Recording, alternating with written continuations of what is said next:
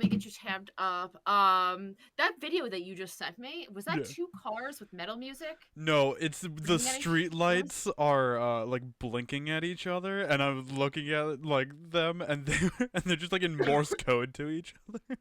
Ah, I sent it to Marcy too. I'll Oh look my at god, it there was later, yeah. It's the there's like 2 Holy street lights at crap, it was the loud music. like on my walk, and they were like talking to each other. What were they saying? What do you think? I What don't do you know. think streetlights say to each other? Blink, blink, probably. I don't know. Did you see the Blink, ass on blink. that broad? Oh, what they would say in New York. Check out the tits on her, and they'd be like, "Hey, sweetheart, come over here." Oh, That's what streetlights say. That's what. sure. I'm sure they do. Mm-hmm. You know what a streetlight's favorite band is? Blink 182. Yes. It's their second favorite band. If you get this, I'm leaving. Oh, hold on. Wait a minute. Don't tell me.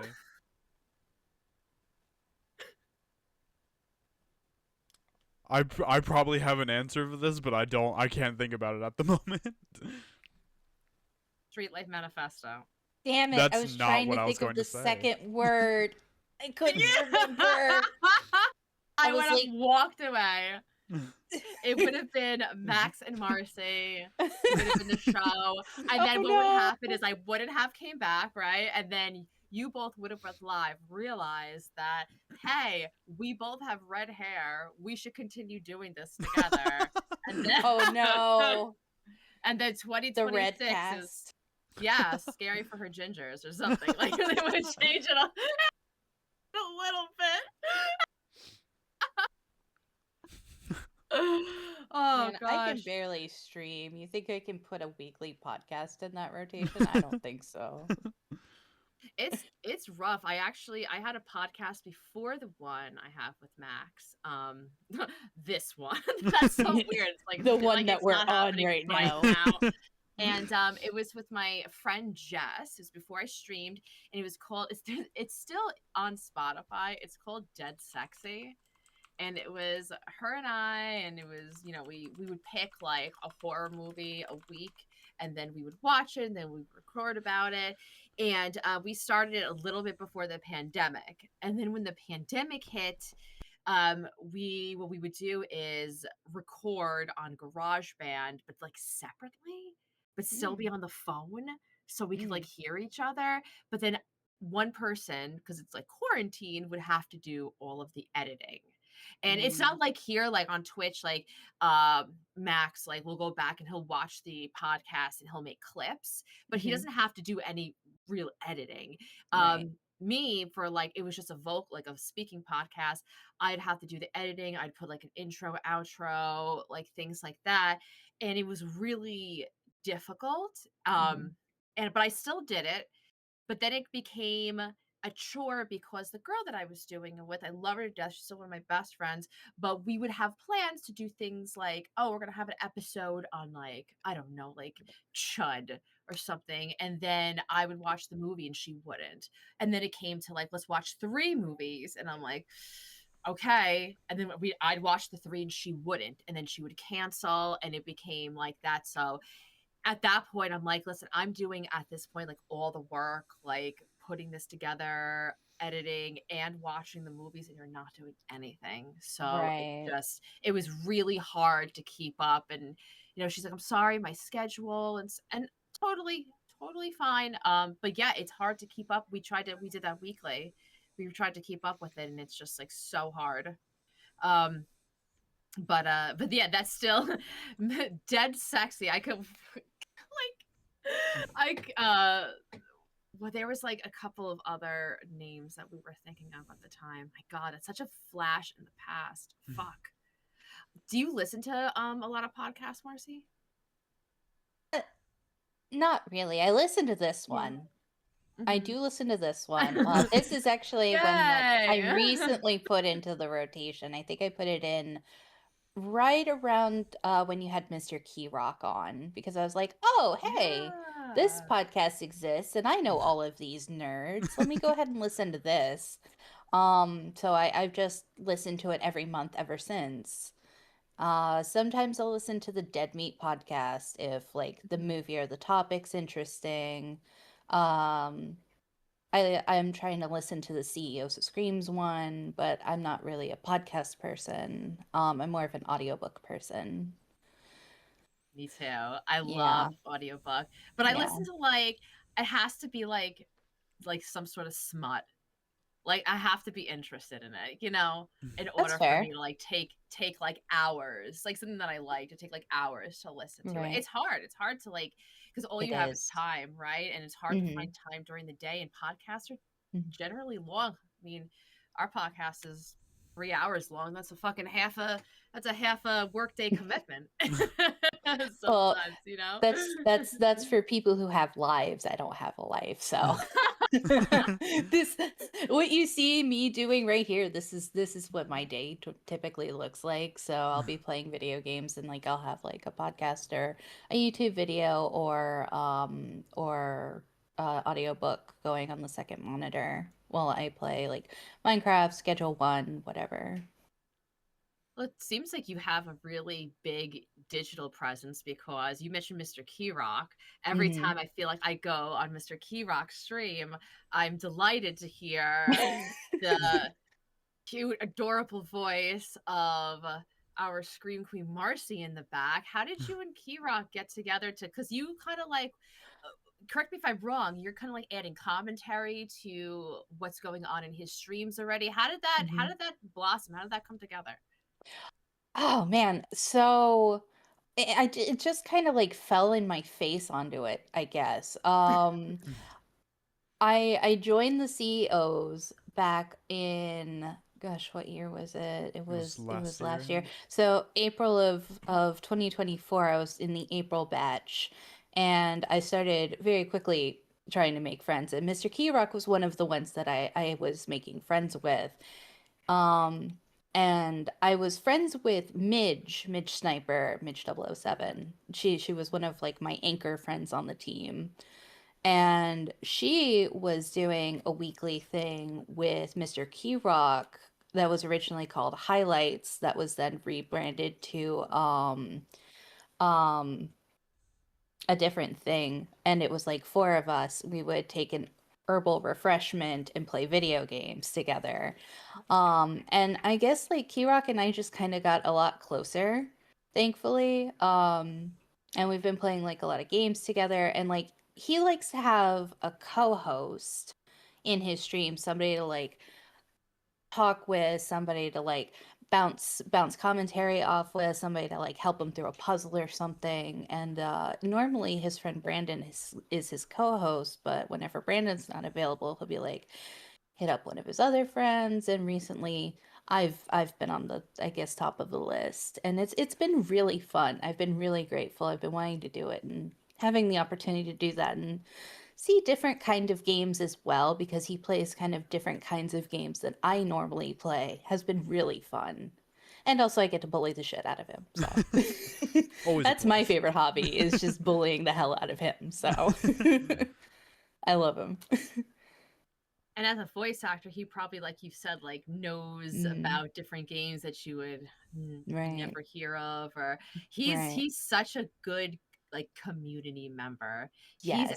He looks out for everybody. Everyone. I am obsessed. He's just like such a great person, and I'm so happy to have people like him in our stream team. And you said that you joined that April batch. Was that the same Mm-hmm. batch as Max?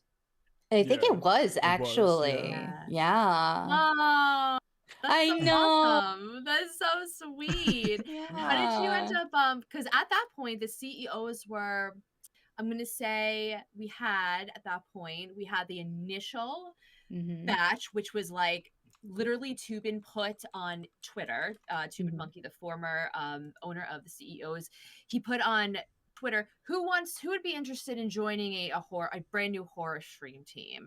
And then Mm-hmm. he just went off of recommendations on Twitter. So there was no application process, there was no like any sort of like formal interview. There wasn't anything like that. It was just like Rohara was like, I think Allie would be great. And then she's like, cool, sounds good, join.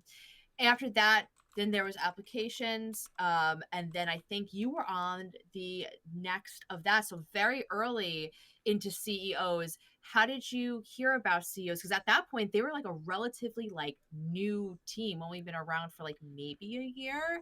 Did you hear about them Right. on Twitter or recommended by somebody?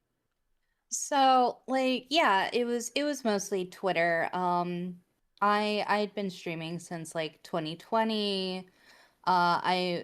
I moved into horror full time as a streamer around 2023, and I was just looking for more people in that space because the communities that I was in previous, I was very ingrained in, excuse me, and then moving into horror, I knew no one.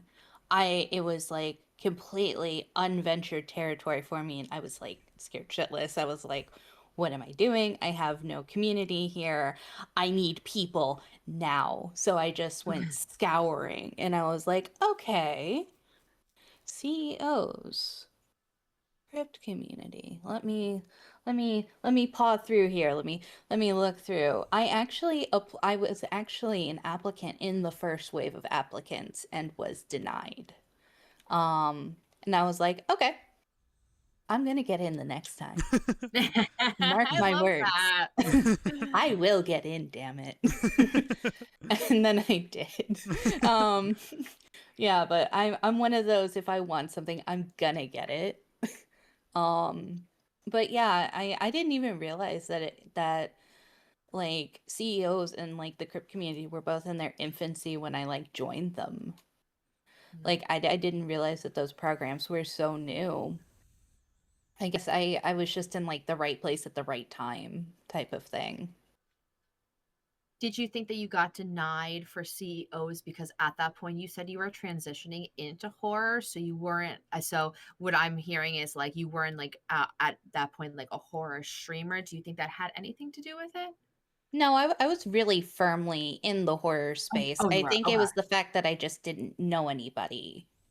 Like, I feel Okay. like even though it was technically like fresh, people had Mhm. already started cementing like their connections and their friendships, and I was just kind of Mhm. like just outside of that barrier. Like, I hadn't Mhm. started making those connections, I hadn't really started bridging that gap. So I spent like the next however many months like working on making those connections, doing that networking, making the friends. And that's something that, like, I know that during our last CEO meeting, I believe it was, so we were talking Hmm. about that because you can't help in a big community. You can't help. I'm gonna use like Click very loosely Hmm. because I can be like, I love Max, I love Marcy, I love Corn, I love Key Rock. Like these are like my people. Like Hmm. I can't help that everybody's my people. Like Hmm. it's really hard to like not be not I understand what you're saying about like you not knowing anybody and that probably has a reason for you not getting in that batch, and that Hmm. is so like I'm not saying that's so true but so recognizable to the Hmm. point where like on the mod team for CEOs we try to now like the last couple of batches we had we invite people that we kind of scour for ourselves. We invited Hmm. creators of color. We want to make sure like everyone's like we are taking that time and not being like, here's my friend. I want my friend to be in here and not for the reason of kind of that because nobody like you can't help the friends you have, but nobody wants to feel like I don't fit into a community because I'm not a part of a clique. Hmm. I love the CEOs and like especially like this past year and like the connections that we've all made. And it seems like when you came into CEOs, is that when you said you got like with Mr. Keyrock and Midge, or was that before you joined CEOs? Like I had started developing that really good friendship with Midge previously, but Oh, okay. like she's actually the one who pretty much told me I had gotten in. Like I woke up Mhm. to like a Twitter DM of her basically being like, "You need to check your email right the fuck now." And Hell that yeah. that was the moment I knew I was like, I got in. I was like How was it? her freaking out was me being like, "Oh, I did it. Okay, let's go." And then I was basically just like, "Okay, so here's the buffet of my potential friends. Where do I I get have started?" friends. My friend-shaped friend Yeah, buffet. Mhm. I I love basically that I so walked much. in with the platter and I just started like picking people like it was the buffet of friendship.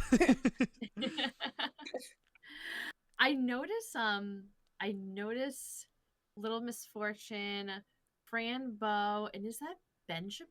That is Benjamin. Is it that? I also have a Morgo, not pictured because fuck Morgo. Ooh, I don't have Morgo and Benjamin, but I But do you have have Itward. Itward. You do have I have Itward. I'm Itward. so jealous. Are these so do you love like interactive games? Like I know like Little Misfortune and Frambo are a little bit different, but they still have that essence of kind of like interaction storytelling, Mhm. narrative horror. Are those like one type of like your favorite games? I also see the guy that Max likes in the background too. Yeah. Yeah. Yeah. Little Misfortune, I would say probably is my favorite game. If you had to put me on the spotlight and be like, "What's your favorite game?" I'd be like, "Ah, Little Misfortune," I guess. I also really like Sally Faye, so like the big three. Yeah, I really adore them. I love all sorts of games, not just like the narrative story games. My second favorite, I would say, is Buckshot Roulette. Oh god, that's my favorite group game. Like when I they love put it that out, game. like you could play in fours, I love it. I love it so much. Yeah. I love shooting my friends in the face. It's great. How could you Yes! not? Yes. Oh my god. I And love stealing I'll your role play items. and I'll be like, "Sorry, partner, nothing personal." Like just I'll be like, "Hey friend, what's my cat's name?" "Oh, you don't yeah, remember?" it's Pussifer. It's actually Balthazar. I knew that. That I knew so close. That is that. awesome. Not That is bad. an Yeah. awesome cat name. Mhm. How many times have you played Little Misfortune? Twice. 3 times. I actually have gotten every type of ending you could get. I got so if there is more than 2 endings, I have not gotten them, but I've I think it's gotten the just the 2. Yeah. yeah, the Yeah. sparkle. You got all the sparkles or you didn't get all the sparkles, right? Mhm. How do you like how do you when you play a game like Little Misfortune and you know what's going to happen, are you okay, I'm just going to say this. Are you an emotional person? Like Absolutely. can you go into Little Misfortune and not get choked up at No. this point playing it 2 to 3 times? No. Anytime I go to play it, I'm just like, "Not today, Allison. It's not gonna get me." And then as soon as she's about to cross the road, I'm like, like I just start convulsing. Like As soon as she walks up to her mom at the end, I'm just like and I'm already reaching for the tissues. I cry every single time at the end. I've played it 3 times. I've watched other people cry. I've watched other people play it. I cry every single time. I cry every single time. I can't help yeah, it. that when she goes up to her mom and says like goodbye, and she's like, "I guess I was your little misfortune after all." I'm like, "Oh my god!" Like I know what she's gonna say. Like Yeah, I know what's gonna happen. Why am I so friggin' upset? because Man, they do it a still great hurts job. every single time. Oof. And the fact that, the creator has said that some of it is based off of like her personal life and her experiences, it's like, oh, ouch. And you can really hear it in because she is the voice of Little Misfortune as well. Excuse Oh, me. nice. Mm. Yeah, so she's not only the creator, but she is Little Misfortune. So you can really hear it in the way that that ending scene like comes out. You can really hear that emotion. You can hear that, oh, that's actually like her life. And that sucks, and you really God. feel for it. I try to hold it. I'm so emotional and I Hmm. just cannot. I get like attached to characters. Like it's not okay. And then I Yeah. try to hold it in and I'm just like, "Ugh!" Like, and I just start like I just can't. Like I just Yeah. Max knows. I just like cannot. Is there any other games that have like made you feel that way? Have made you cry on stream? Have given you an emotional reaction? What are hmm some of those games? Sally Face. I had a couple of really, really tough moments with Sally Face. Um, let's see. I cried during mouth washing. I When? yeah. I've heard. I cried at the end of Dice Gay. Mm. Okay, in my head, I'm making a joke, and I was just like, when they saw the horse. That's I I think I'm was just. hearing for that. I was like, "Fuck you, Polly." I hated that horse so much. I hated him so. No, I cried at the end of Daisuke. I felt really deeply for Anya.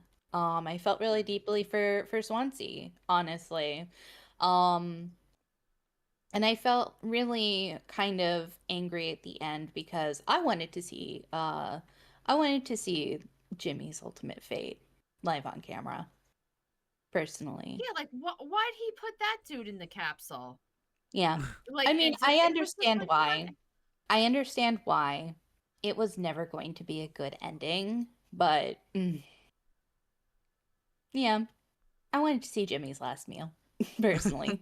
Jimmy's last meal. Yeah. I'll tell you, I raged so hard playing that game. I That don't game's know hard. why it frustrated me so bad. Max, the poor dear, is trying so hard to tell me how to make cake, and I'm just not listening to him.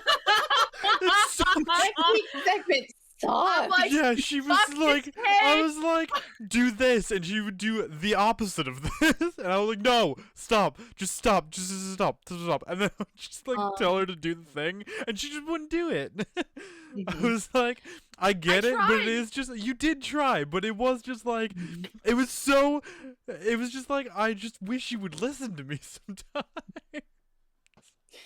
Yeah, but I think like also But I do circling love you. back, it's fine. not just like sadness or like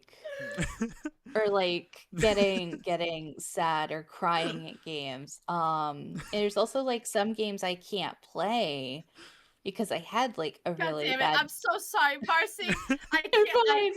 You're talking about sad games. Max is fucking hysterically laughing. I'm just like, I'm make the looking at him cake, like, Allison. Do the fucking using my cake, whole Alex! name, my government name. Why are you like this, I don't say Allison? Allie's full name like often, but I think that was the first time I was ever like, God damn it, Allison, please. Don't you speak to your mother like that, Max? That's the base. That's what you get paid. I'm like, it's not. You're like, it is.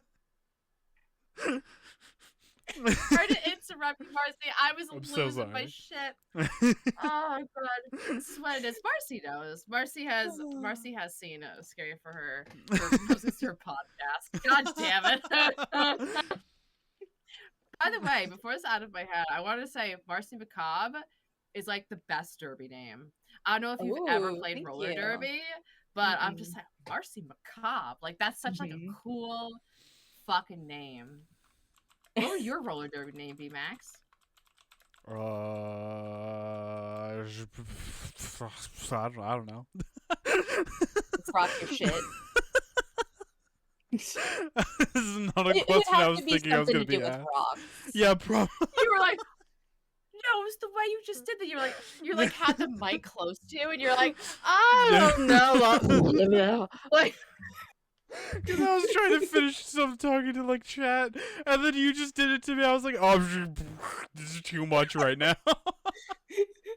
We just watched Come him back. I break just like Actually, short circuited. I was like, "Oh."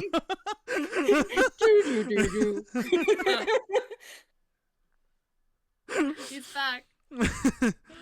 Roller derby Oh, name? God. I don't know. I figure it would just be Max Grimm at some point. I feel like that's just my name for everything at this point. I mean, it's a good name. It is a good name. You speaking of names, Marcy, have you noticed that so many of our friends have changed their Twitch names this year? I have, yeah. Yeah, Do you feel you actually go ahead? Sumimi used to be Captain Sumi. She'll always be our captain. That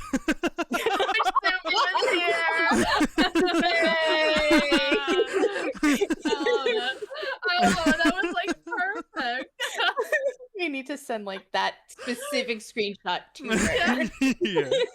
Oh, Captain or Captain. Yes. Aw. Yeah, the Sumimi, Mhm. yeah, Max Grimm, Mhm. Liv Zombie, Oh. our podcast guest for our last podcast. She is Lexorcist. Yeah. Lexorcist, but she was spooky, bad, and thick. And thick. Yeah. And thick. It was Yeah. like I told her like it's like my favorite name ever. It's like Yeah. spooky, bad, and thick because I like to think of them as three different people. Mhm. and dress them as such. Yeah. Yeah, I was actually here live for that one, and then like I also listened to it on YouTube because I tried to be here both for the live and to also like give it the views on YouTube. You're so I sweet. try. Our number one fan.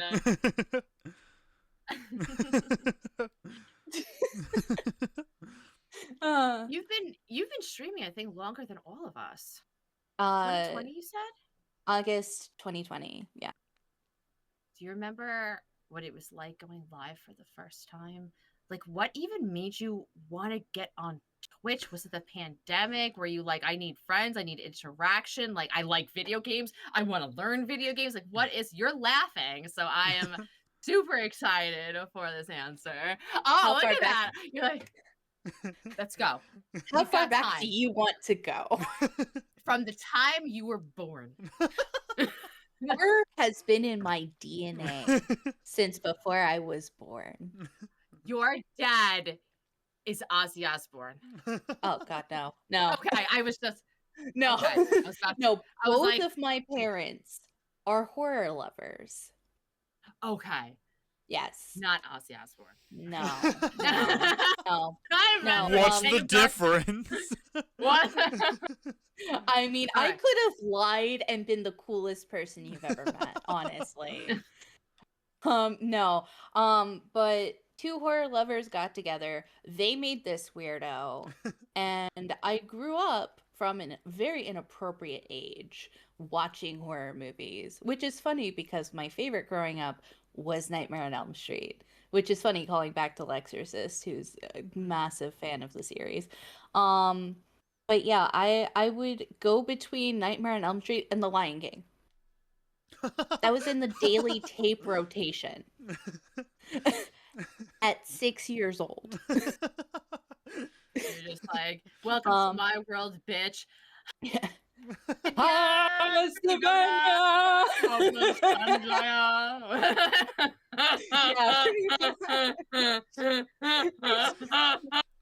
that doesn't describe me as a person, I don't know what does. But no, I grew up.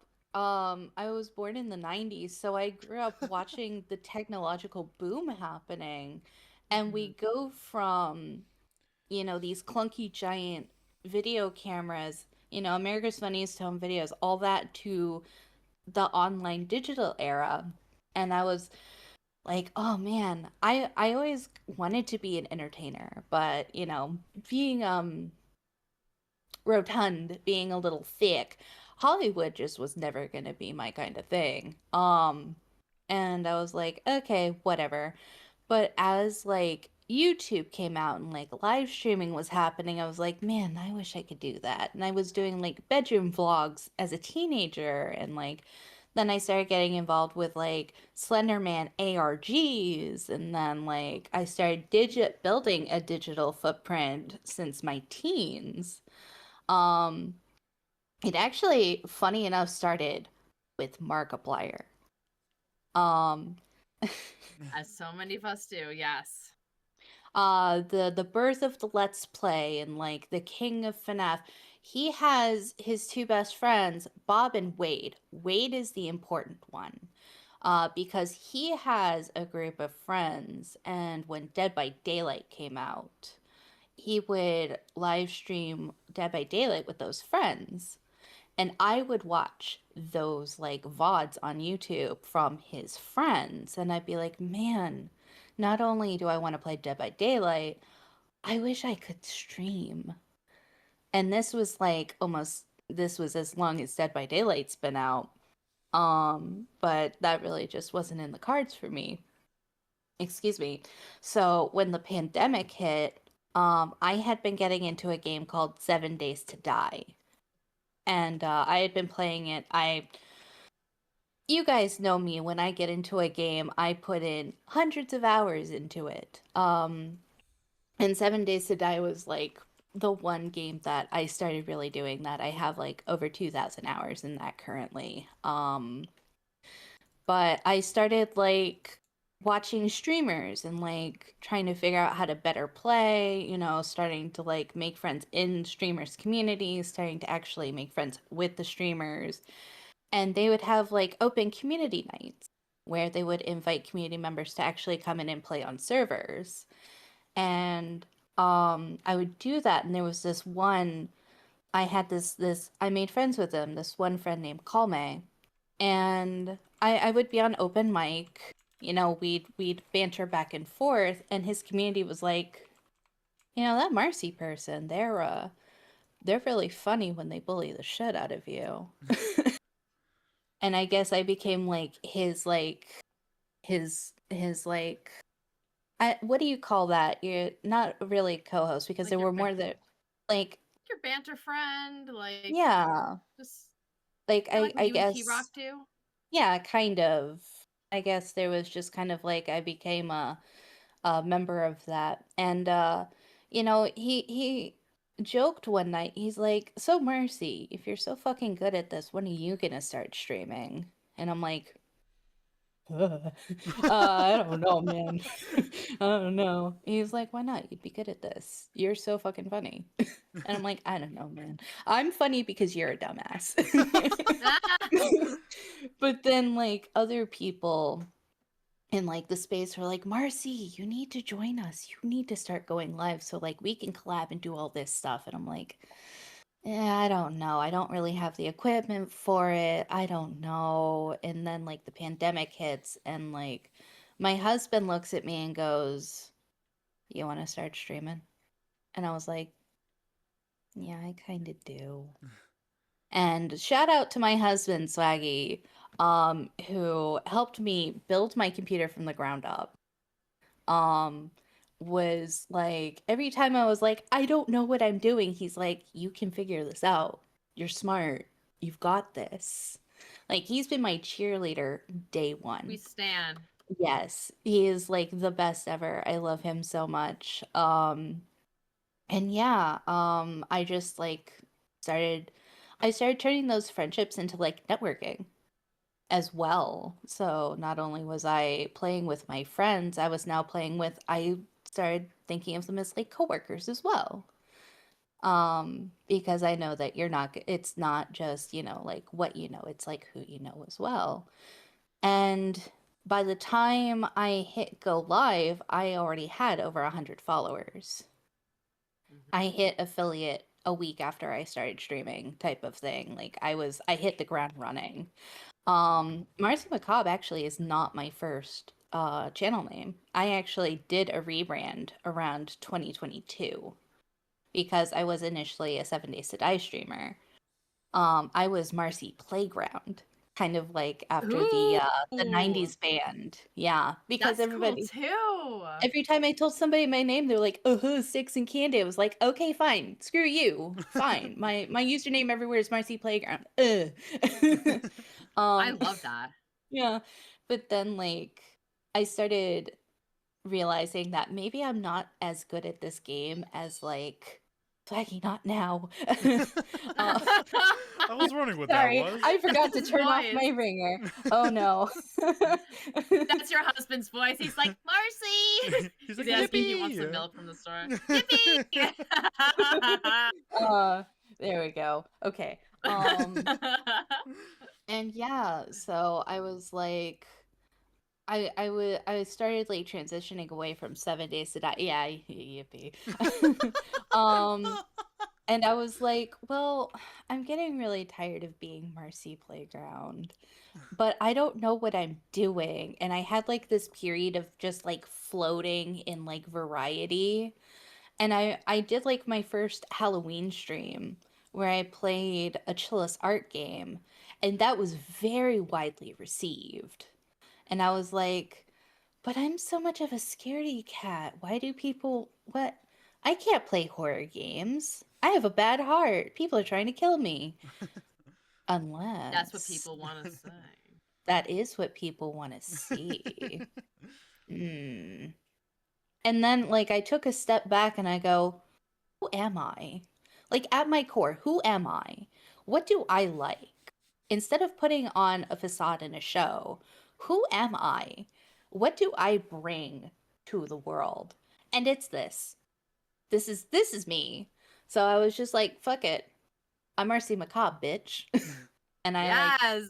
and in like 2023 I like broke out into the horror, and I think I started my first like real game was actually Bendy and the Ink Machine. Fuck yeah. And yeah, because I was like, it's popular. I could do this, right? And I just like never stopped, and it just like snowballed into this. And I'm calling this like a highlight right now. This right here, this is a highlight for me. I'm so happy to be here. We're so excited to have you. Max has been like nonstop for like months. From like Max has like a list of like the top people or the top streamers that he wants on the stream, and Mhm. you have always been on Marcy was top. at the So top. The Marcy's very very much top. at the top. Yeah, ever since Key Rock was on, I was looking at this and being like, I kind of wanna, but I don't want to be like I don't want to be what's the word Sedated. I'm looking. I Sorry. don't Sorry, I made a bad joke. No, you're fine. I don't want to seem like I'm not desperate, but I don't want to seem like I'm being too pushy. And that's something I've got to work on, is like asserting myself more into what I want, but at the same time, I know that I can gradually work at what I want and eventually get where I need to be. You're a natural. Like, yeah, look at you. We're here. We're so excited. Later! Max, do you wanna give our final podcast guest of 2025 a Scare for Her Pleasure introduction? I do, actually. It's been so long since I've done the intro. Welcome back to Scary for a Pleasure, where Scare's getting pleasure and we're talking about it. I'm Max. I'm Allie. And we have Marcy. Wonderful Bean, CEOs of Scream member, Crib community member, one of my personal favorite streamers, one of my very favorite, like, repo friends. I love and adore them, and you will too. Hey, Max. Oh boy. Rhino Centipede. Oh god. Okay. Yep, that's one of them. That's it. Yeah, that's. Oh, Allie is so confused. Okay, Is that so I'm assuming that's Max's safe word? no, okay. No, so it's the opposite. it's quite the opposite. of a safe word. Okay. So me everything. so this was we were playing Repo, right? Yeah, so you've seen the Repo like little creatures, right, Allie? You've seen the little robots? Okay, so Marcy is this little red robot, right? Imagine the Repo character but in red, alright? Marcy has two of these like rhino statues. And they put the rhinos into the what is it called? The extraction? Extraction point. Yeah. So one is like a regular like regular like upright. The other is flipped on its like back where the horn is like going into its butthole basically. Oh no! And so I'm like, what is happening? And Marcy, without missing a beat, with like her like their robot with the biggest eyes, walks up to me and goes, Rhino Centipede, and I just go, oh, and then just into a fit of laughter. I just For like die. 5 minutes. Yeah. Yeah. It's so And good. I look back because like his robot backs away, his semibot backs away to the wall, and I look back and it's just like it looks so apprehensive, like I'm terrified a robot. I will send you the clip of this later. Yeah. What? Why do you need 3 of them? Rhino Centipede.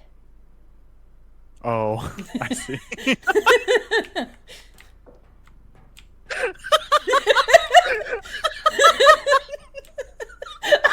You look so scared.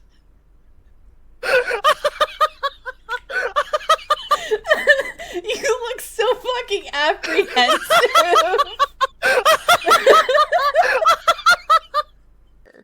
Because Please. oh my god. It's Oh so my good. Marcy, Yeah. have you always been funny? I know that's a weird question.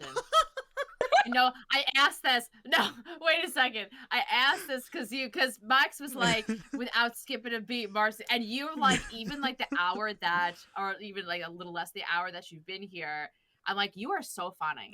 We haven't had like long form chats like this, you and I. No. And I was on someone else's podcast years ago, and they said to me, they're like, have you always been funny? And I thought that was just a funny question. And you're so funny. Oh, Have well, you thank always you. been funny? Have you grown up funny, or did you? I mean, I've always been a little funny, if we're being honest, but like, being the haha funny, I don't know. You'd have to ask other people, Allie. I mean, I try my best, but that's not really. You're hysterical. I absolutely love it. I've said something that has tickled Max so hard, and I love it. I love watching Max just like lose his Like- shit. Like Yeah. it just the concept of funny is just like a piranha plant, but like every time it grows up and it like opens, there's just a new Marcy there. Hi, it's a me. I'm ready. Kind of like it's a Marcy little shop of McCann! horrors thing. So like every time it like Yeah. Audrey 2 opens up, there's just a Marcy there. That's Marcy. Feed me, Marcy- Mac. Yeah. Must be Just blood. bursts out into Must like a be musical fresh. number. Which is really funny because I hate musicals. Me too. I can't stand Almost them. more than anything in my life. Oh. Oh my god, Marcy, hold on. I feel like I need to like do this or something. Like just touch my tips because you are the only person Mom. I know who when I say I don't like musicals, you're the only person that has agreed because I can't stand them. And can I tell you, I'm gonna give advice to anybody out there who loves musicals and wants their friends to watch musicals. If you invite me to watch a musical, do not sing while the music's happening because you know what I don't like about musicals? The musical part. So now you're adding more music. You're don't adding like- more. I don't like the plot being sang to me. It's like you could just Yes. speak. I can hear. You know, I got already you. already have language comprehension issues. Why are we adding music to this? Oh, Yeah. God. Like yeah. My friends were there was Evil Dead the musicals in New Jersey, and some of my friends were like, "Oh, we should go," and I'm just like, I'm not going to see my favorite movie ever turned into some we're in the woods, and I'm like, just say you're in the woods. Like I just Right. don't want to hear it sung. I don't want to hear it sung. Don't say anything at all and just let the tree take you as it's supposed to. Absolutely. Marcy, are you a fan of the show, the movie Cabin in the Woods? Absolutely. Okay, hot take. I think that's just like the benchmark for a horror fan. It's like it's the lowest bar to get somebody into horror is horror comedy. And Cabin in the Woods is just like one of the best. It's It it's is. definitely the most well known, but it is just one of the best. There is a reason why it is so well known. It's not my favorite horror comedy, but it is really good. Can I tell you some fun facts about that movie that I read the other day that I thought was very interesting? Because Please I do. I love that movie, and us talking about the angry molesting tree from Evil Dead, it made me think of the angry molesting tree that they put in Cabin in the Woods in one of the elevators. Hmm. And I saw something the other day that it was so fun. They said that a couple things. One, the director who directed this, or the two directors who directed that movie, came off of two like fails, and they Hmm. got into a hotel room and just like wrote the movie in a week, Hmm. which I thought was very cool. The other couple of things that I thought were cool was the beginning was intentional to throw you off to think that you went into the wrong movie, because it Hmm. starts very awkward, like in a lab, and Yes. you're just like, is this the horror movie? Like, and the other thing that I thought was fun was that there is one character in the movie, Marty, the stoner, Love the Marty. the the jokester. So purposefully, they made him have, there was that scene where everyone's jumping off the dock and going into the water. They Hmm. made him the whole movie dress up in baggy clothes and purposely not go in the water for that scene, because they didn't want him to like overshadow the two other, like, obviously, like, they're the jock dudes, the love interest, the supposed to be hot Right. guys, and he's the comic relief. I did not know that. I Yeah, did he was not know that he was ripped. so Yeah, he was stacked. Yeah. Chris Hemsworth is like, he will not take his shirt off. Like, that is in the contract. Like, holy shit. I think he himself was like, "Nah, put it in my contract that I have to wear two shirts at the same time throughout this entire movie, or else it's gonna be bad for not for me, but for the other guys." You know, he was he's doing it to be a gentleman. If you can change that movie and you can go down to the basement and you, not you as in Marcy, but have the characters choose a different, or a Cabin in the Woods too, if you don't do that, but like they go out and they choose a different thing that releases a different evil entity. What would you have liked to see more of? A whole movie that's not dedicated to the Buckner family, but dedicated to what kind of creature, what kind of monstrosity? Shut Because up there and were give us the so many mermaid. things.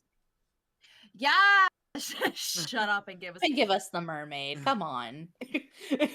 That is something that is actually one of the creatures I think about the most, and how they would execute that, because the Right. mermaid is a water creature.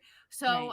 how do you think they're in a cabin? Obviously there is a lake, but judging by him just kind of flopping at the end, right? I don't think that anything on land would kill them. What do you think would happen? How do you think this plot would cut, at least half of the movie, the first half, how it would go with the mermaid pursuing the campers? So there is a story, and I don't know if you guys know about it, but I don't know if it was a Stephen King or what, but it is these four friends who are stuck on on a pontoon in the middle of a lake because there is this cosmic horror sort of oil slick creature that has them trapped out there. So they go out for one last final summer swim.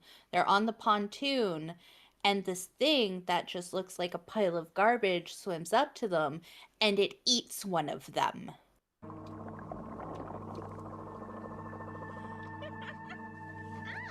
Get away from there, Rachel! Die! Ooh, This is a book? tasty. Short story? Yeah, it's a short story. It was made into a movie. And it's now a fight for survival on a pontoon in the middle of a lake with this thing circling you. So I think it would be something kind of akin to that, where, you have this creature who's in its element and it's got you outside of yours. And if you leave the only like patch of safety that you have that it could take you out of at any moment, you are fucked. You're just you're screwed. Yeah. But also, yeah, we don't know what kind of other abilities it has, because when we see the mermaid, it's on land. What do we think it can do in water? Do we think it can control water? Do we think that it could have like a siren song? Like I think that I would love to expand on that. the siren song thing is cool. I never Mhm. thought about that before. That's really awesome. It could talk or like make some sort of noise.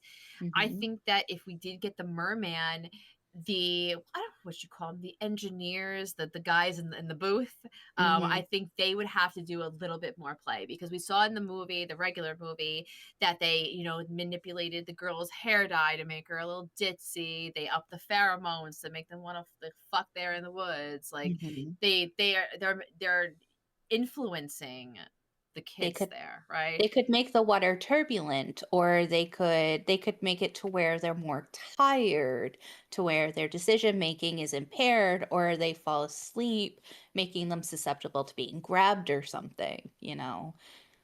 Yeah, There's like, a even whole like host of how many? literal fate is against you on this. There's no telling what could happen. You didn't see a shark though. There was no shark in Cabin in the Woods, and I thought you Mhm. did see like a kraken Mhm. thing come down, but no shark. I think that would be the scariest thing in the world for me. It's just like, Sharks. oh my god, they're Mm. just so scary to me. They don't scare you at all? I have thalassophobia, but I'm not afraid of Yeah. sharks. Is there anything in the water that you are scared of? The water. Fair. Sorry, I didn't mean to laugh like that, but no, it's truth. No, I'm scared of No. drowning. Yeah, Yeah, water Valid. is super scary. yeah. I can't even like the open water movies, things that are just like wide open. I can't Mm-mm. even look at it. The even space. Like it goes even beyond for Ooh, me. Water, yeah. like space, like the movie Gravity. I always use that example with Sandra Bullock. I Mm. vomited. Like I cannot do it. Cannot. That's space is so open. It's literally Space is the endless. most So open thing ever. It's literally endless. Um, Um, yeah, I can't play Raft. I can't play Subnautica. I can't do it because anytime I like have the idea of like dipping under the water, I cannot physically breathe.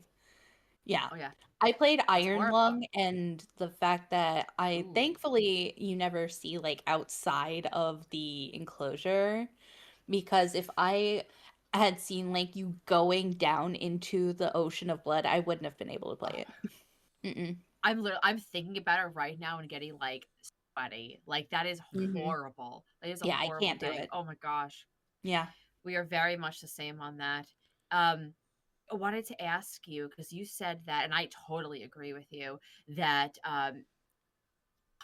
comedy horror or kind of like funny horror is like the Mm-mm. best way to get somebody into a horror Absolutely. movie. Cabin in the Woods being one of the best. I agree. That movie has something for everybody and is also a Yes. standalone too. It has a Yes. definitive ending, which is fantastic. And I love that they didn't go ahead and do a spin-off and make it shitty because now we all have just a great memory.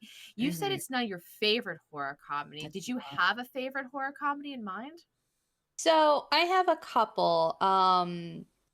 One that's more recent is Deadstream, which have you seen Yeah. it? Yeah, Mhm. Yeah. it's like it's perfect for content creators because we not only can see the outside perspective, but we know what that's like. We as Mhm. content creators, we know what it takes for that. For the audience, Deadstream is about a disgraced YouTuber who did something, got canceled, and is now trying to get back into the good graces of the people by doing a spooky live stream inside of one of the most haunted houses in the country, and it goes tits up real fast. Yeah. It's great. I Highly love recommend. It's on Shutter. I love that movie so much, but I think my favorite horror comedy is actually one out of New Zealand called um Bad Bad Sheep, I think it's Bad called. Taste. No, it's one where it's a zombie comedy, but the zombies are sheep. Oh shit. Yes. Are they like bah? No, it's more like bah chomp. Um, because they were doing that. It was a struggling farm with two brothers at odd ends of each other. One's like the business, this is failing, we need to diversify, we need to, I'm bringing in some scientists to do like some genetic testing, and it goes tits up. And then there's the brother who's like the goody one who has to like save everything. It's, yeah, Black Sheep, thank you, that's what it's called. Well, I have heard of it. Not that it Yeah, was a comedy Black Sheep movie, but I have seen the cover of the horror Black Sheep. I don't think I have seen it, but now I'm it's great. definitely going to. It's It's so good. hilarious. It's great. I love it. Like one of the people who's in the fight for good is like a militant vegan PETA type of person. It's great. It's really funny. Have you Another one I seen really love. Zombievers? Another one I really love is Dead Snow, which is a Finnish movie Yeah. where a bunch of friends go up to a ski lodge for a weekend and uncover Nazi gold, and it reses the Nazi zombies, Hmm. and they have to fight for survival against freaking Nazis. It's epic. It's a lot gorier. It's a lot more mean-spirited. It's definitely more on like the extreme end of a horror comedy, but I'm an extreme lover. I like the extreme horrors. I like the movies that a lot of people think shouldn't be made. I like those, so I think it's great. Also, what all these movies have in common, am I hearing zombies? Are zombies like your thing? Is that your favorite?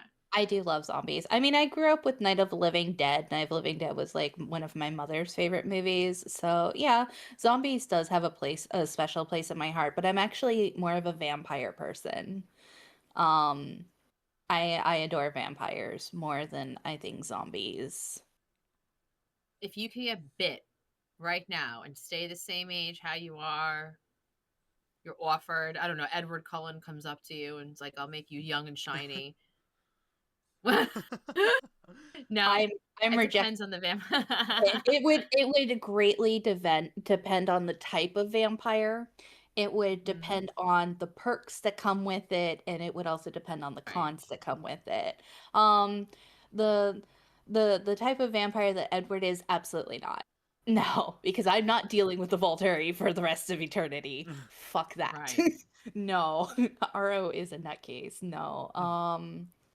But what about like you, me, and Max in the and Staten Island vampires, like what we do in the shadows, like those type of vampires? Would you That want to that would be funny. yeah. I Like would what's your favorite vampire? Like what do you think is like the quintessential vampire? I mean, of course, I'm always going to think like I'm I like the Anne Rice vampires. I really Mhm. do. Yeah. I've gotten really back into Interview with the Vampire was another movie I grew up watching. That was another tape in the rotation. I watched that way too young because my Anne Rice was one of my mother's favorite authors, and all the media that she loved really influenced. Like she was an Anne Rice Stephen King girly, which really Mhm. influenced what I grew up consuming. Um, so like, I always thought that for all of its flaws, I thought that the Anne Rice verse was a lot more romantic. I thought it was a lot more traditional. I thought it was probably one of the better ones. It was one of the more traditional, you have to, you go, you sleep in your coffin, you can't be in the Mm. sunlight. But there's no holy water, no garlic, that sort of thing. It's very silly, right? The holy water and the garlic. It's Yeah. like what where did garlic come from? Like Probably it's be just so funny to me. Probably because garlic and onion are good for your blood. Shit. Yeah, they're I good didn't think aromatics that. for like your blood. They help like cleanse your blood and all of that. That's Just my fucking guess. vampires. That's probably correct. Yeah. Vampires don't like cleansed blood. Yeah. Or because of their heightened sense, because garlic is an extremely potent aroma They might not Yeah. like the smell of it and it deters them. If you eat garlic, a lot of garlic, like it comes Mm-hmm. out of you. It's Right. just like, I love the smell of garlic. Yeah. Like's a I great love smell. cooking garlic. I would make a Mm-hmm. terrible vampire. Traditional vampire, sure. Yeah, I would not do very well. Um, I don't know. It's just there's a lot of cons, but I suffer with so much chronic illness that the idea of somebody coming to me, a mysterious benefactor coming to me and saying, "Hey, you could live forever. All of your pain would be gone. You would have the strength to take care of the ones that you love for the rest of their lives and anybody else that you will love for the rest of eternity." That's really tempting. Yeah. It's really tempting to it's mildly selfish to be like, yeah, I want to have a life without pain, but then there's also the I want to take care of the ones I love. Like my husband is wheelchair bound. So it would be nice just to never have to worry about him ever. So like if he ever needed anything, if I ever needed to like pick him up off of something, I could do that. I could just be like, "Bloop, here you go, love." Like I would a cat, to have that strength to move like an appliance like it was nothing, that's tempting to me. But then Forgive me if the vampire like lore. What if you bit your husband? Will he heal? I don't know. I would hope so, but it would really, I guess, if my perfect world, yeah, it would heal him. But like then you get into a really slippery slope that I think Stephanie Meyer ran into because she yeah, that's that's kind of it is a slippery slope because it's like when you have the ability to use that to heal anybody, what do you deem as worthy? And what is your idea of perfection? What is a human's idea of perfection?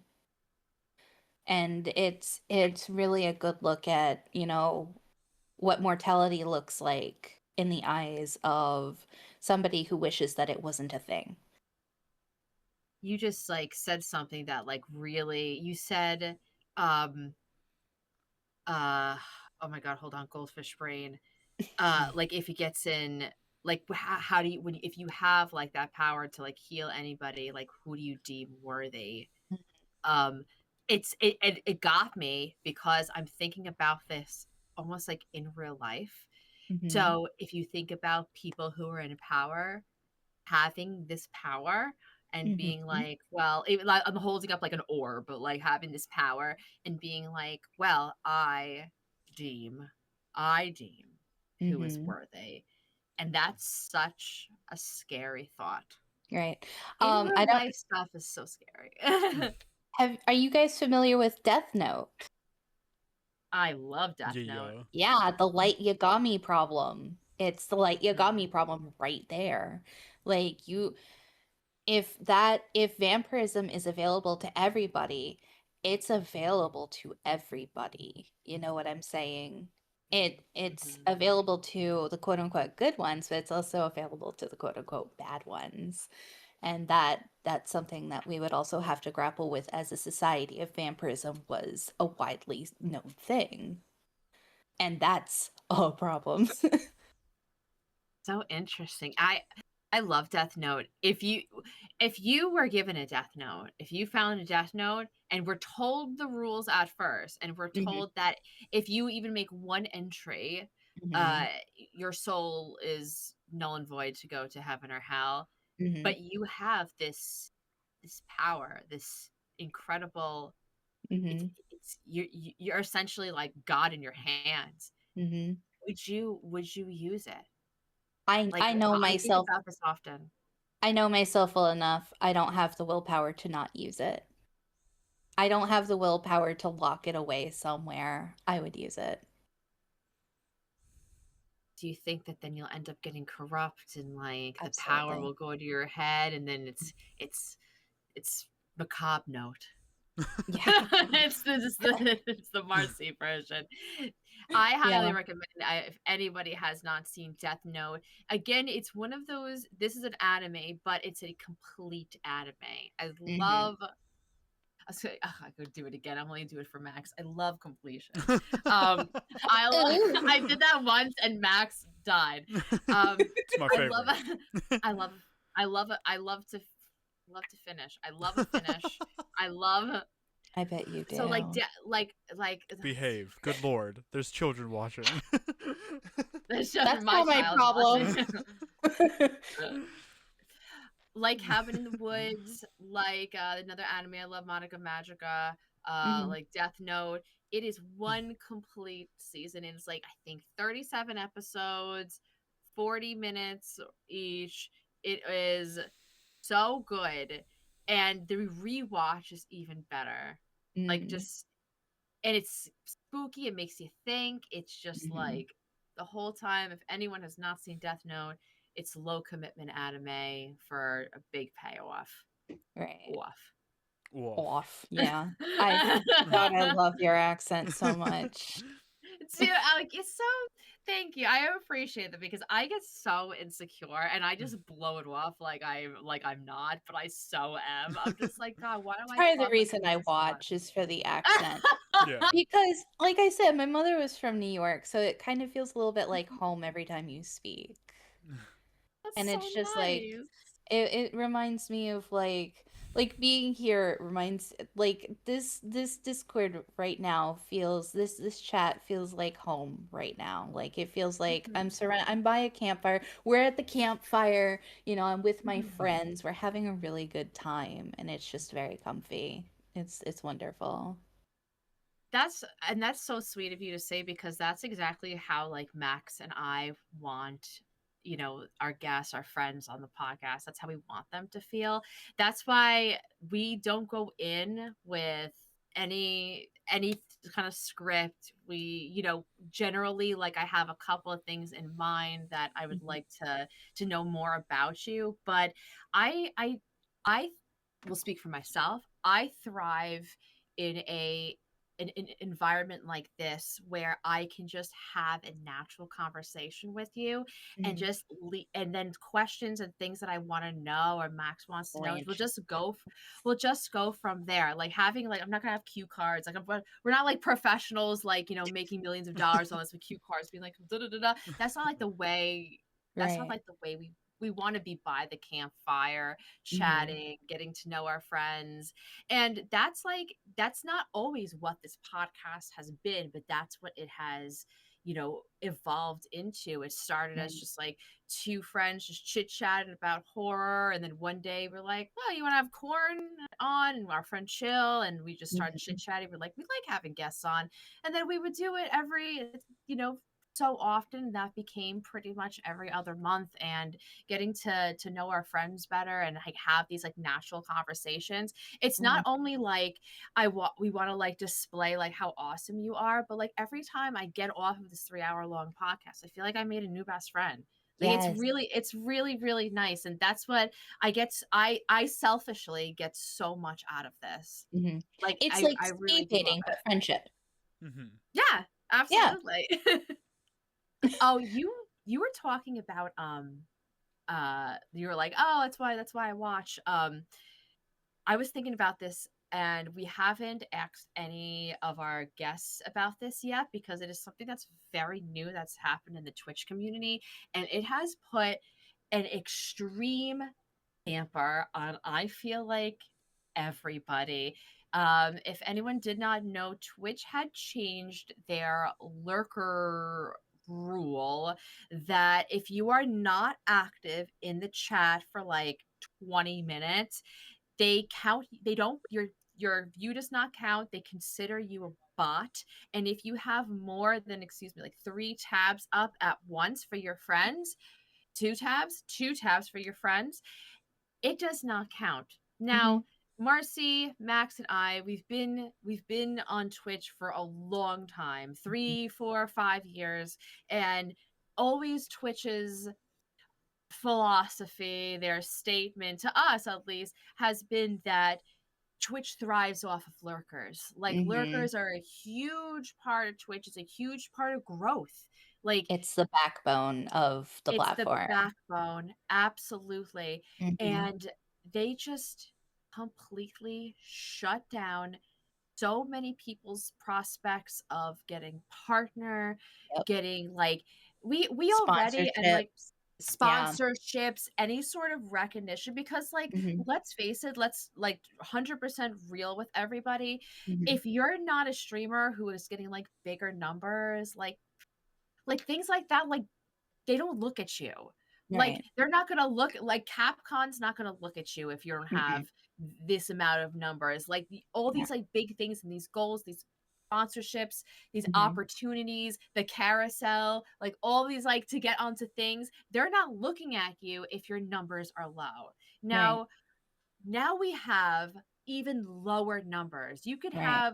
We could have, 18 people right now watching the podcast, but if, you know, 10 people of those are not active, there's Right. only 8 counted towards Twitch.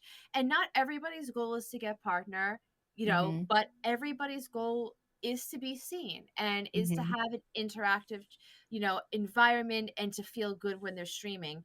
And when we don't have great numbers, and this is just like I could speak for myself, but I do feel like I speak for most everybody. When we don't have great numbers, we feel some sort of way.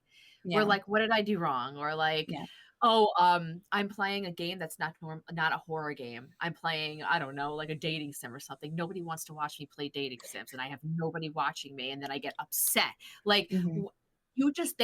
Twitch just took that and like shit on all of us. They were like, we don't pretty much I don't care about you or anybody as a creator or Mm-hmm. and in the last like week, there's been a few of like friends who've been like, I think I'm gonna quit Twitch. Mm-hmm. My mental is so bad Yeah. because of this. Like, Right. what is going through your head when you think about this, Marcy, when this news was given? Like what were your thoughts? I want to know yours too, Max, I after went Marcy's.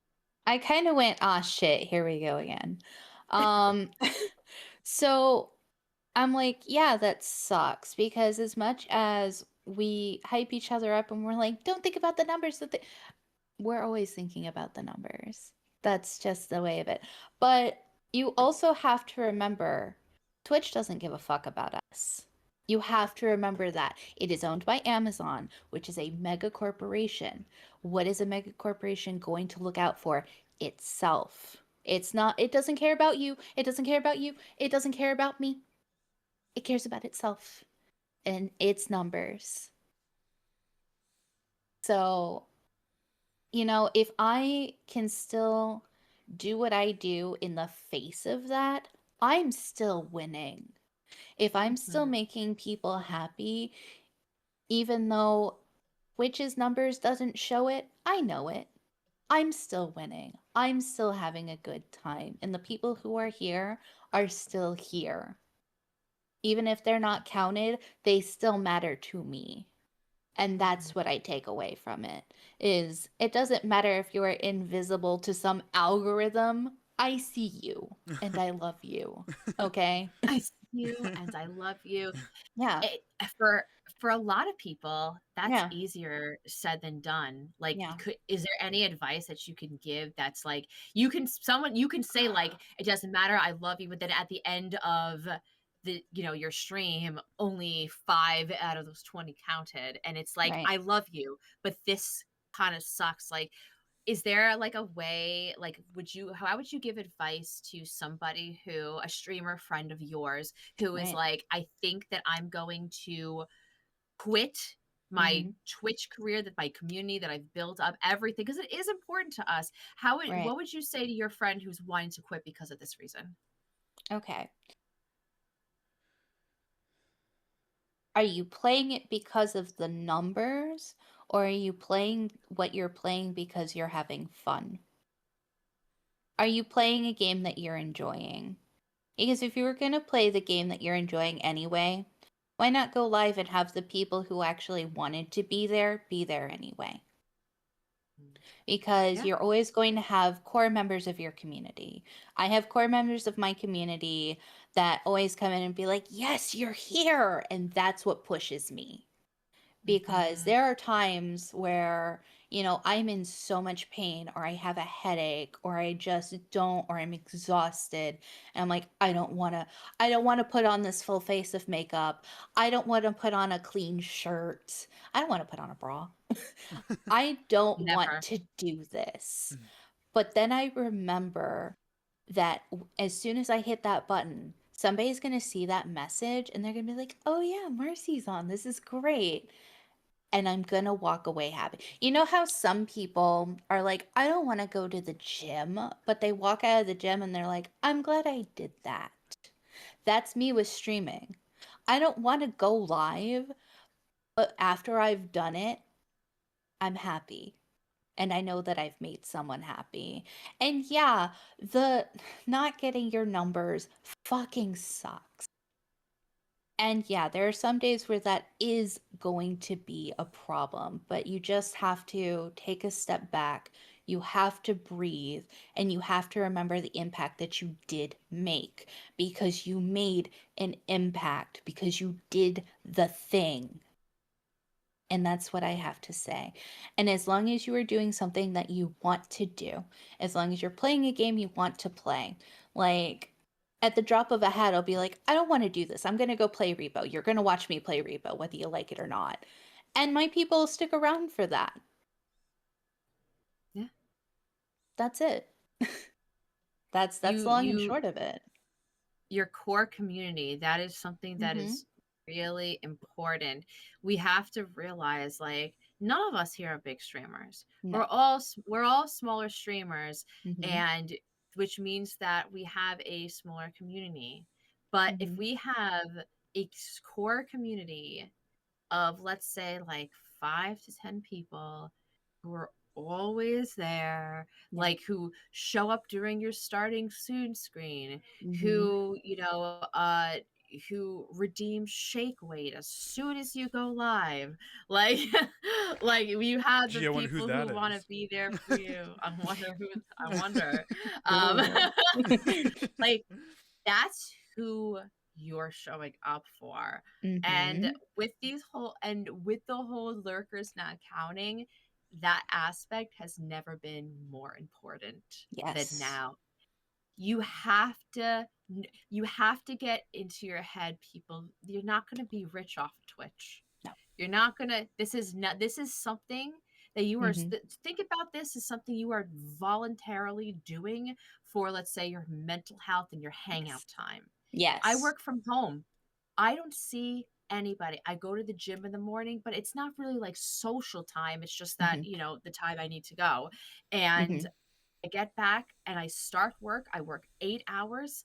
And what I have to look forward to is those core community people, those core members. Mm-hmm. I absolutely think the way that you think, Marcy. Like, you have to go and you do it for them because you're special to them. Those are your friends. Like, Right. and so our friends who feel like, maybe this isn't, worth it to them anymore because of, the lurker situation, don't give up.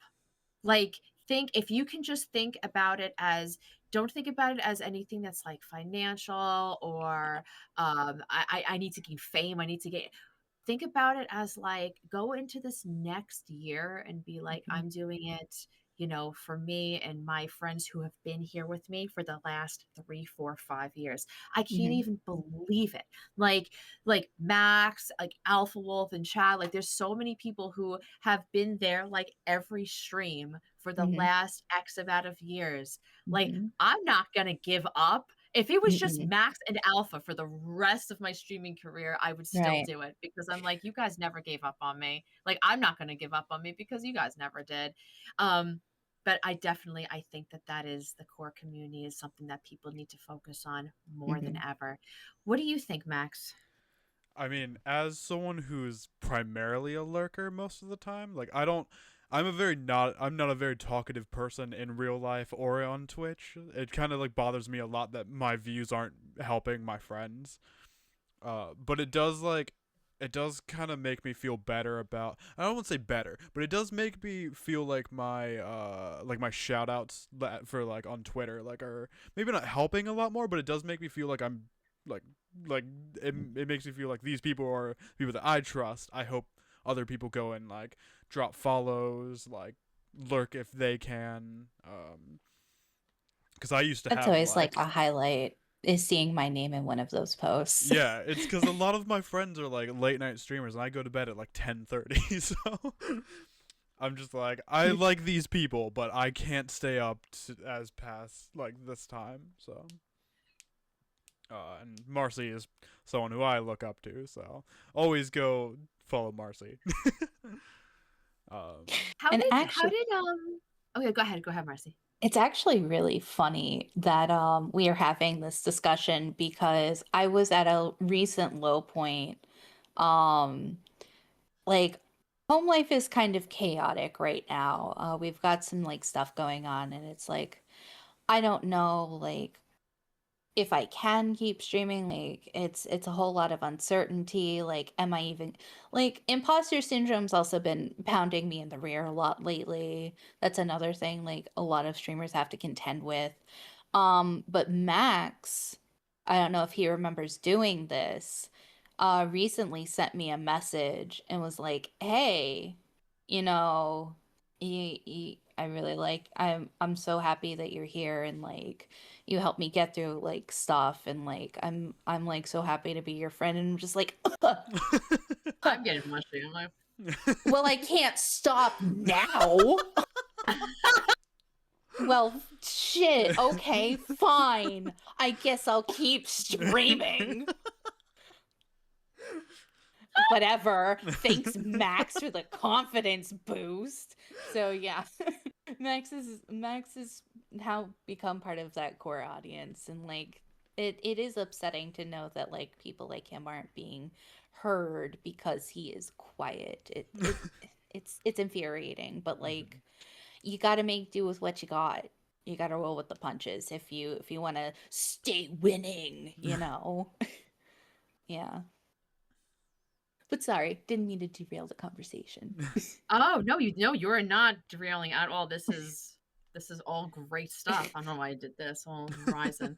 Um, how did you and Max meet? Because I feel like you both knew each other before I knew you, Marcy. The Did you guys meet CEOs. from Crypt or it was CEOs? I Okay. think so. Yeah, Technically? cause Sassy had talked about you. Cause I'd heard Sassy talk about you, and I was like, I want to meet this person. So I followed you, and then we joined CEOs together. And I think the first day I came back from vacation, I streamed for like 12 hours. I think you had raided me, and we had Oh. or like we had like started talking like that at the beginning Mhm. of chat, and we just kind of like hit it off, and I was like, dang, I really want to like hang out with this person more, and then we started doing that. And I That feel meant like that you were Also, target acquired for being a friend-shaped friend.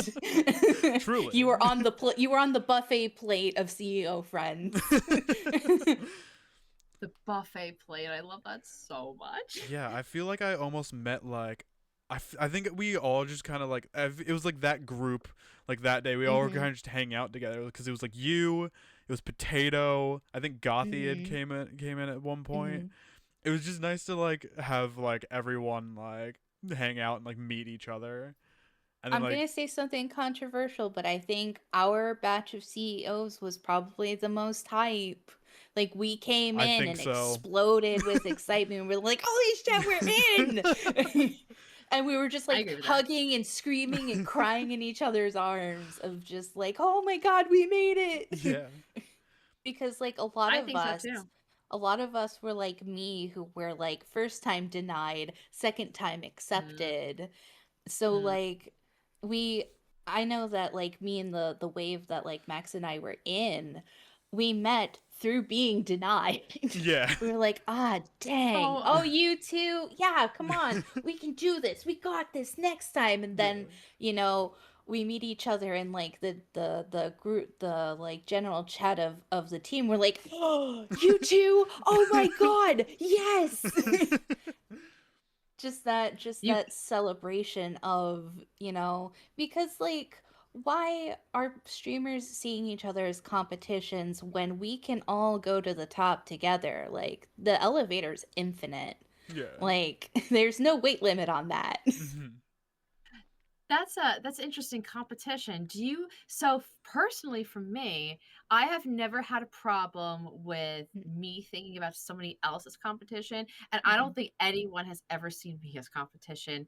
Do you know streamers, or have you like experienced streamers who you felt like were competitive with each other for one reason or another? Not personally, but you see it all the time in the space. It's just like you have people who are like undercutting another, like just to try and get the ahead in a race that doesn't even exist.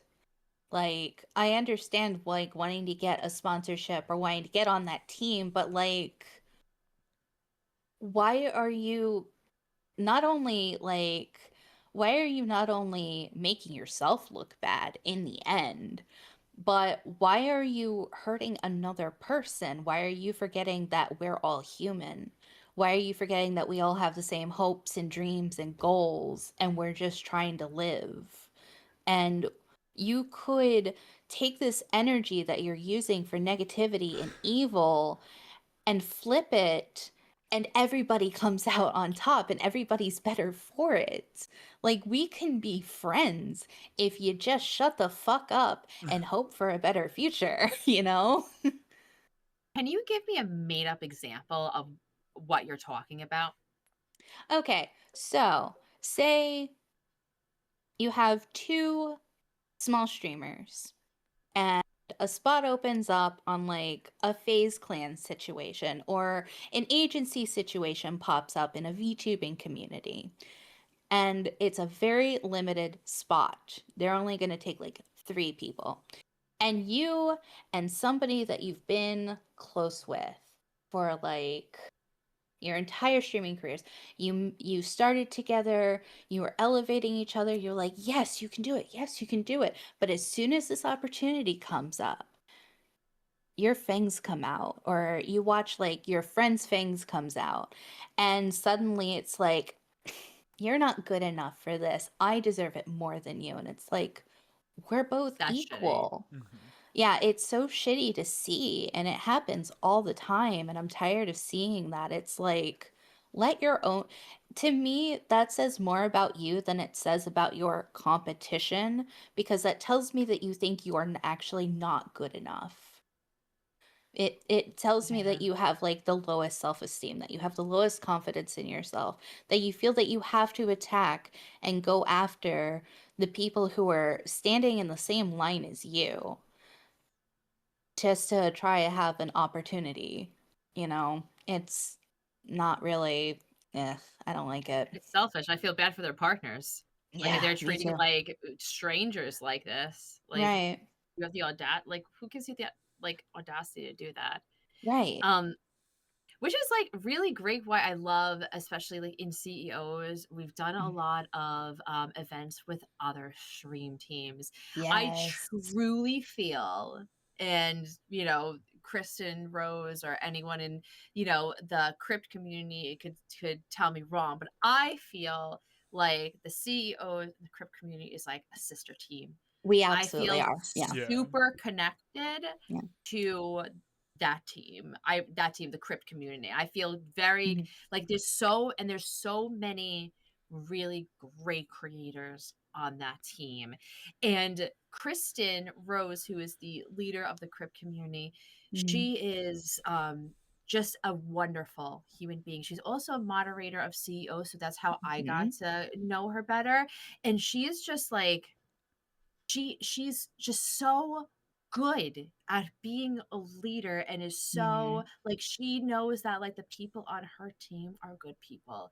Like Right. she's a supporter, like a huge Mhm. supporter of everyone else. She drips like selflessness. Yeah. You know, she's just absolutely like incredible. So Mhm. getting to have a nice relationship with her and the crypt community and knowing like I can go and I can spin the Crypt community streamer roulette, and whatever streamer it lands on, I Mm-hmm. know that that's probably a really great person, Right.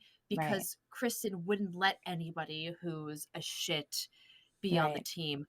With that said, there's always situations where you have people who are on a team and something happens. We have Right. dealt with that in CEOs a Yeah. lot, not a lot, but more than I would like to imagine. I'm sure it Especially happens on this other year. stream teams.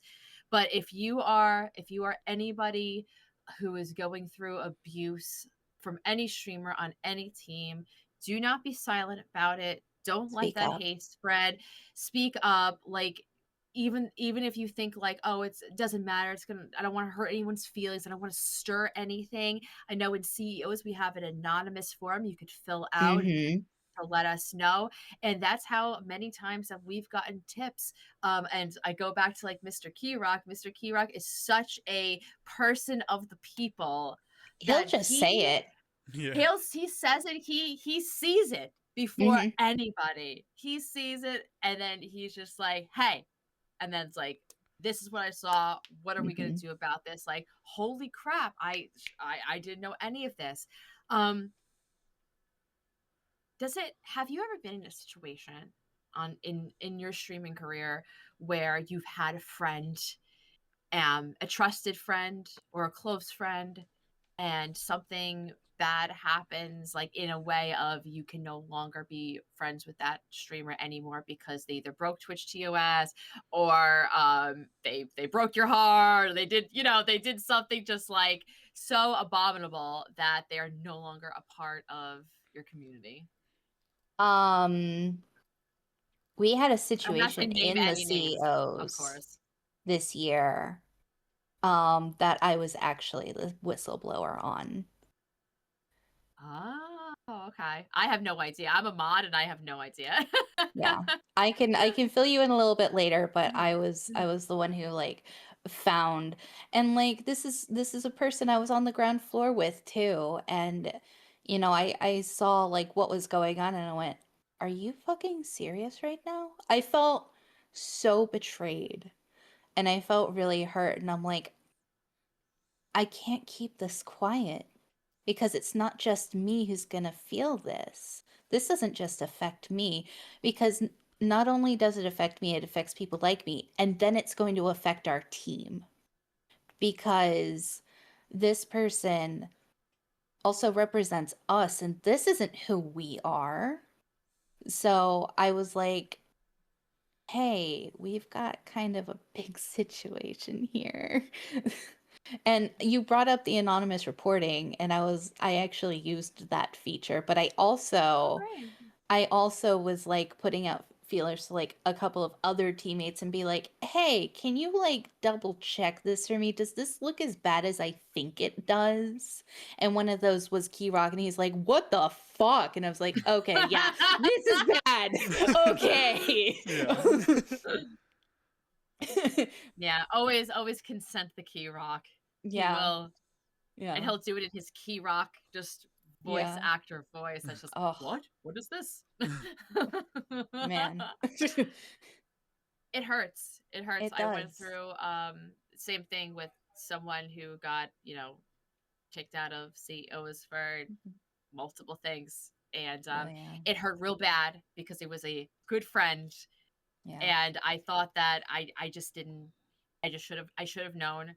And I after it came out, like, I was just like, why didn't I, like, it and having that person like around my community like Right. makes me pissed off too, because I'm like, all Mm-hmm. right, did you fuck with any one of my friends now? Right.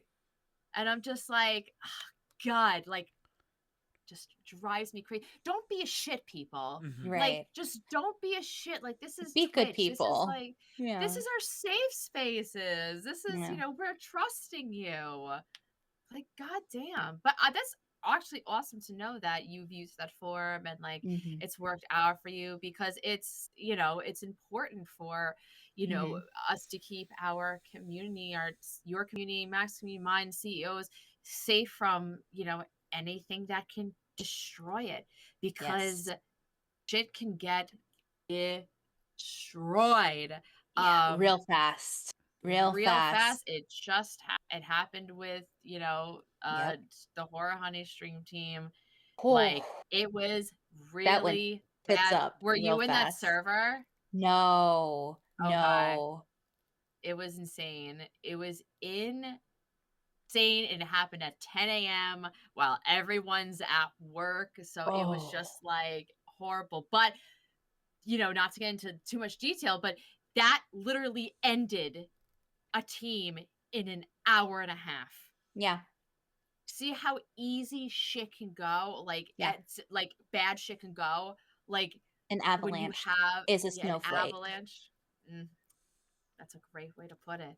Yeah, an So avalanche you don't versus want a that to snowflake. happen to you or to CEOs or to Crypt or to anything. Mm-mm. So it's so good to know that, you know, you feel comfortable, you know, expressing and letting us know that shit's going down. You've used the forum and it's worked out for you. Like it's really good because now other people who may be shy and been like, you know, I could Use the now, fort. you know, Yeah. It's yeah, good. like no, I just said to Marcy, like I didn't know that Marcy was, you know, a person who used the forum. Like I'm a moderator, I know most things going on, but it is private, it's very private. It'll, Mhm. you know, go to Sumi, and Sumi is a fantastic, like Yes. the shit that goes on behind the scenes that Sumi takes care of, especially during like last year's lull where everyone was just, there was a lot of just unnecessary this, like she She almost quit. wrangled this Yeah. team into something Yeah. really great,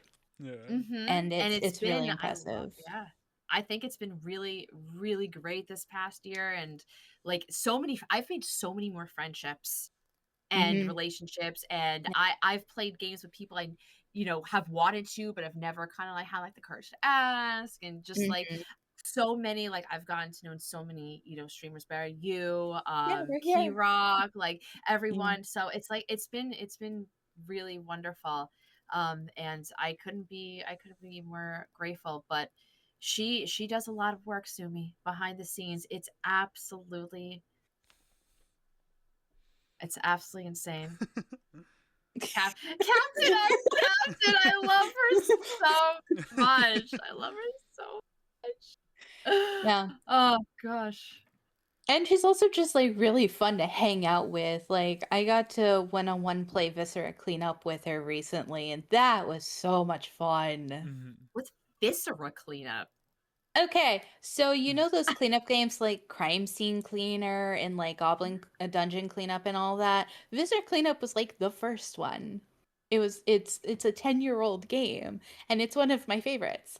It you are a janitor in a dystopian future where you're tasked with going in and cleaning up the aftermath of those epic like horror and sci-fi battles. So you've got Ooh. monster guts everywhere, you've got people bits everywhere, blood splatter, shell casings. You know, you have to clean it up and make it look like nothing ever happened because that doesn't look good for the shareholders. Yeah. I see. Is that your favorite one of those cleanup games? Yes. Yes. And I've it's put 10 years old? hmm And it's been kept alive a lot because of its really extensive community, like its workshop community, like people who are making maps, people who are making all this good stuff for it. And they're currently working on Viscera Cleanup 2. Nice. Yeah, Ooh. and I'm very excited. I'm very excited. You should message Fred Viscera and be like, "Hello, my name is Marcy McCobb. Could I've I been be?" I Yeah. have been a big fan and a vocal supporter of your game. Give me give gib Gib, gib. yo. Yeah, I even have a Give plush of like one me. of the characters. Like as you Nice. can see, I have a little bit of a plush problem, but like Oh, yes. I just hid mine, but This I have plushes here, I have plushes there. I love this isn't half plushes. of them. I This have a isn't even giant half of garbage them. bag full of them in my attic. Yeah. Yeah. Plushes make everybody happy though. Like, Yeah. Yeah. you're sad, get a plush. Yeah. Right? And like, thank you, Makeshift, because they make the plushies out of all the obscure stuff that I like. Sam from Heartworm, please makeshift. Oh, there you go. Yeah, that actually has a really good that has a yeah, that has a really good thing to be made. I'm not has there been like a Slay the Princess like campaign been done yet? Excuse me. Yeah, why don't you show us, Ellie? Why don't you It's not makeshift. It's not Uh-huh. makeshift, but it Mhm. is. Uh-huh. So there's an official and a non-official one. Okay. So the non-official one that I think someone just kind of made Oh, look at that is her. cutie. Look at That's this really cutie. good. So this isn't from Black Tabby or anything. This is from eBay. For an unofficial, that's really good. Mhm. Right? Super cute. Yeah. And Yeah. then they just came out with last month because it was the 2-year anniversary of Slay the Princess. They Right. came out with the witch. The witch? Look, it's got a little dagger. So this is one of the princess's forms. It's got Toby, Force? got the dress, little ears, the crown. I'm gonna have to play Slay the Princess. Yeah, you are. Because you're speaking Greek to me. I'm like, there's a princess. You go, you No, no, slay no. her, or you No, no, no. don't. There is That's the many game. princesses. What do you mean there are many princesses? Oh, you'll find out. Oh no. I Oh. think a good way for you to find out what Slay the Princess is like is to watch Allie's VOD of us doing the voices for it. See, okay, I want to like play it myself, so that's why I've been like mainly lurking Fair. because like Mhm. yeah, I Yeah, like to yeah. go in and experience them myself. And yeah, I'm kind of weird about that. I want to support my friends, but I also don't want any spoilers, Mm. which is Of why I'm course like, not. what do you mean there are multiple princesses? There's one princess. Like the game's There is 2 one- years old there's and one I don't princess. understand what you're talking about type of thing. Mm. It's definitely a doozy. It's not like anything I've ever played before, and it's really hard to for someone's like, "What's it about?" It's kind of like if somebody asked you, kind of like, "What's mouthwashing about?" You know what I mean? You'd be like, "Do you have 3 hours?" Right. Do you know what I mean? Slay the Princess is the same thing because surface level, Mhm. Cabin in the Woods, surface level trailer, zombie movie where kids are, in the woods and getting attacked by a zombie. That's Mhm. what that's what surface level that is. But Right. Slay the Princess, surface level is like you're on a path in the woods. And at the end of that path is a cabin. In the basement of that cabin is a princess. You're here to slay her. If you don't, it's the end of the world. Go! Right. And I'm like, I cannot explain to you what happens next because it's this. Right. And then you play it again and it's a different this. When they And then say you play go, again, just they keep mean peeling it. the onion. They Keep made it, peeling the yeah, onion. yeah. Oh, It's speaking of onion. existential. It's very. Is that an onion?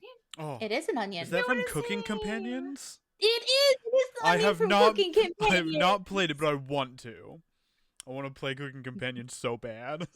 You have to. It's so good. Yeah. That's another It's- one that does the. Mm. Yeah. Yeah. There's the spread.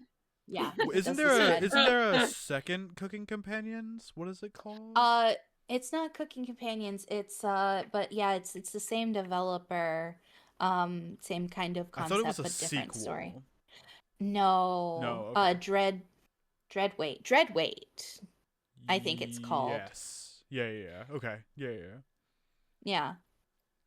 Okay. It might be like I think they may have called it like a spiritual successor, but see. I don't think it's not a sequel. No. Yeah. Yeah, Cooking I've Companions is one of those games I wanted to play for a very long time. Oh, it's so good. I used to do a thing. I used to do a segment called Visual Fridays where I played visual horror novel or horror visual novels, Mhm. and Cooking Ooh. Companions was one of them. Nice. Very good. Yeah. I That almost that was waved in also the chat time when in you which I entered played chat. like Doki Doki Literature Club and like Mhm. Still have to play that. I still have that's to play that. that's a rough one. That game That one is scarred me. Rough, it's rough. That I one is but I played that it's game when it anime girls came just being out. like, that's it, right? Oh, this is our thing, okay? Mhm. I have Yeah. deemed this now as Yes. our thing. That When is now games the like thing. really deep, if you're just like, Mhm. if you need to tell me like, Allie, you gotta play this game, and I'm like, what's it about? And you're like, Mhm. I got you. I know that it goes way further than the description says. Like it is Mhm. deep, and I gotta play. That is, God, that's so good. Yeah, it's great. So good. And it's so you.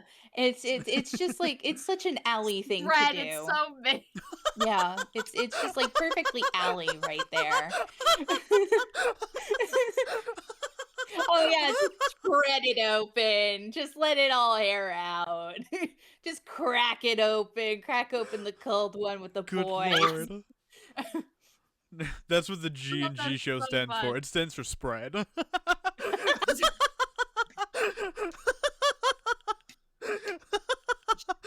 That's sure with the G does, and the S. partner. It's good spread. Mhm. Love a good spread. Oh yeah. Oh my god. We love Maya. it. Mhm. Yeah, we love that.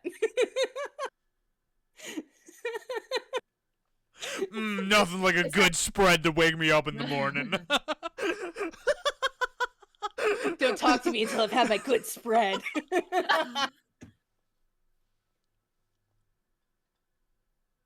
I have a 9 a.m. spread and a 9 p.m. spread. A good spread is right twice a day.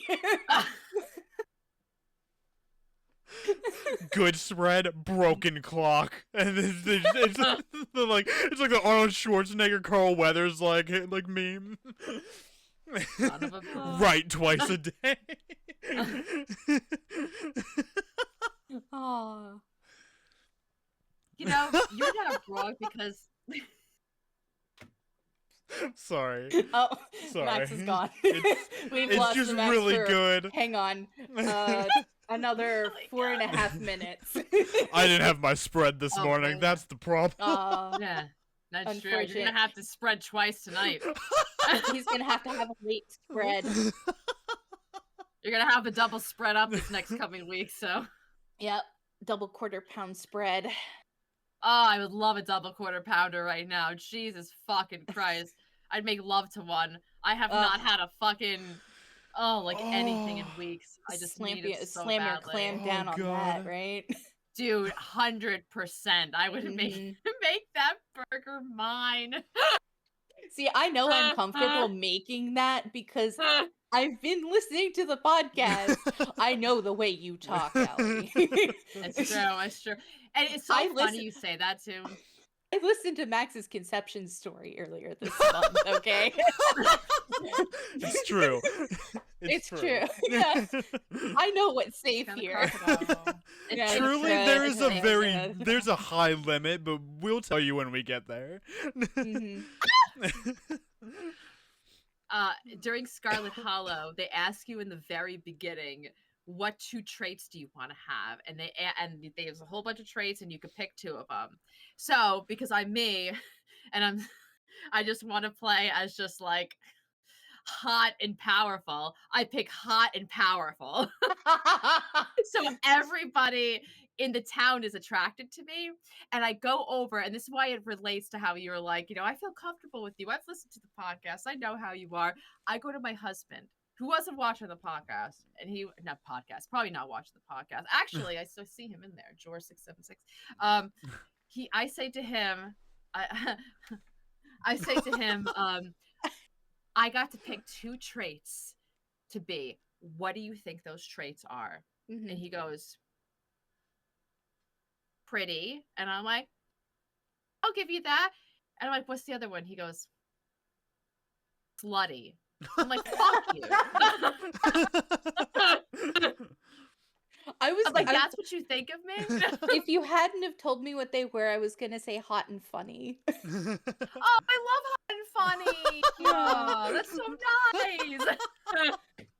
I would have picked funny if I could.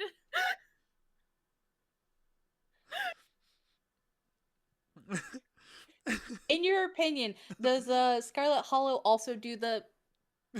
Is it also a good spread? So it's like a different spread. Oh, So we have a it's different more so- flavor. a little bit of different flavor. It's not as flavorful. You know what I Watching mean? Max It's die while we talk is amazing. he just Different makes me flavor. so happy. Max is like, what would it be? Orange Tang? Like, what are you talking about? Fanta. Fanta. And Max No, had a it- flavor. He'd be It's the Fanta. South. It's gonna be sweet tea. Come on, let's go. Or cheer wine. If it's set in the Carolinas, it's Right. cheer wine. It's cheer wine. I Yeah. imagine the flavor just like evolves over time. It's like His those taste is evolving popsicles. on my tongue. It's like those popsicles that are like different colors, but like red is like cherry, like yellow is like lemon, and as you go down, it like as it changes flavors.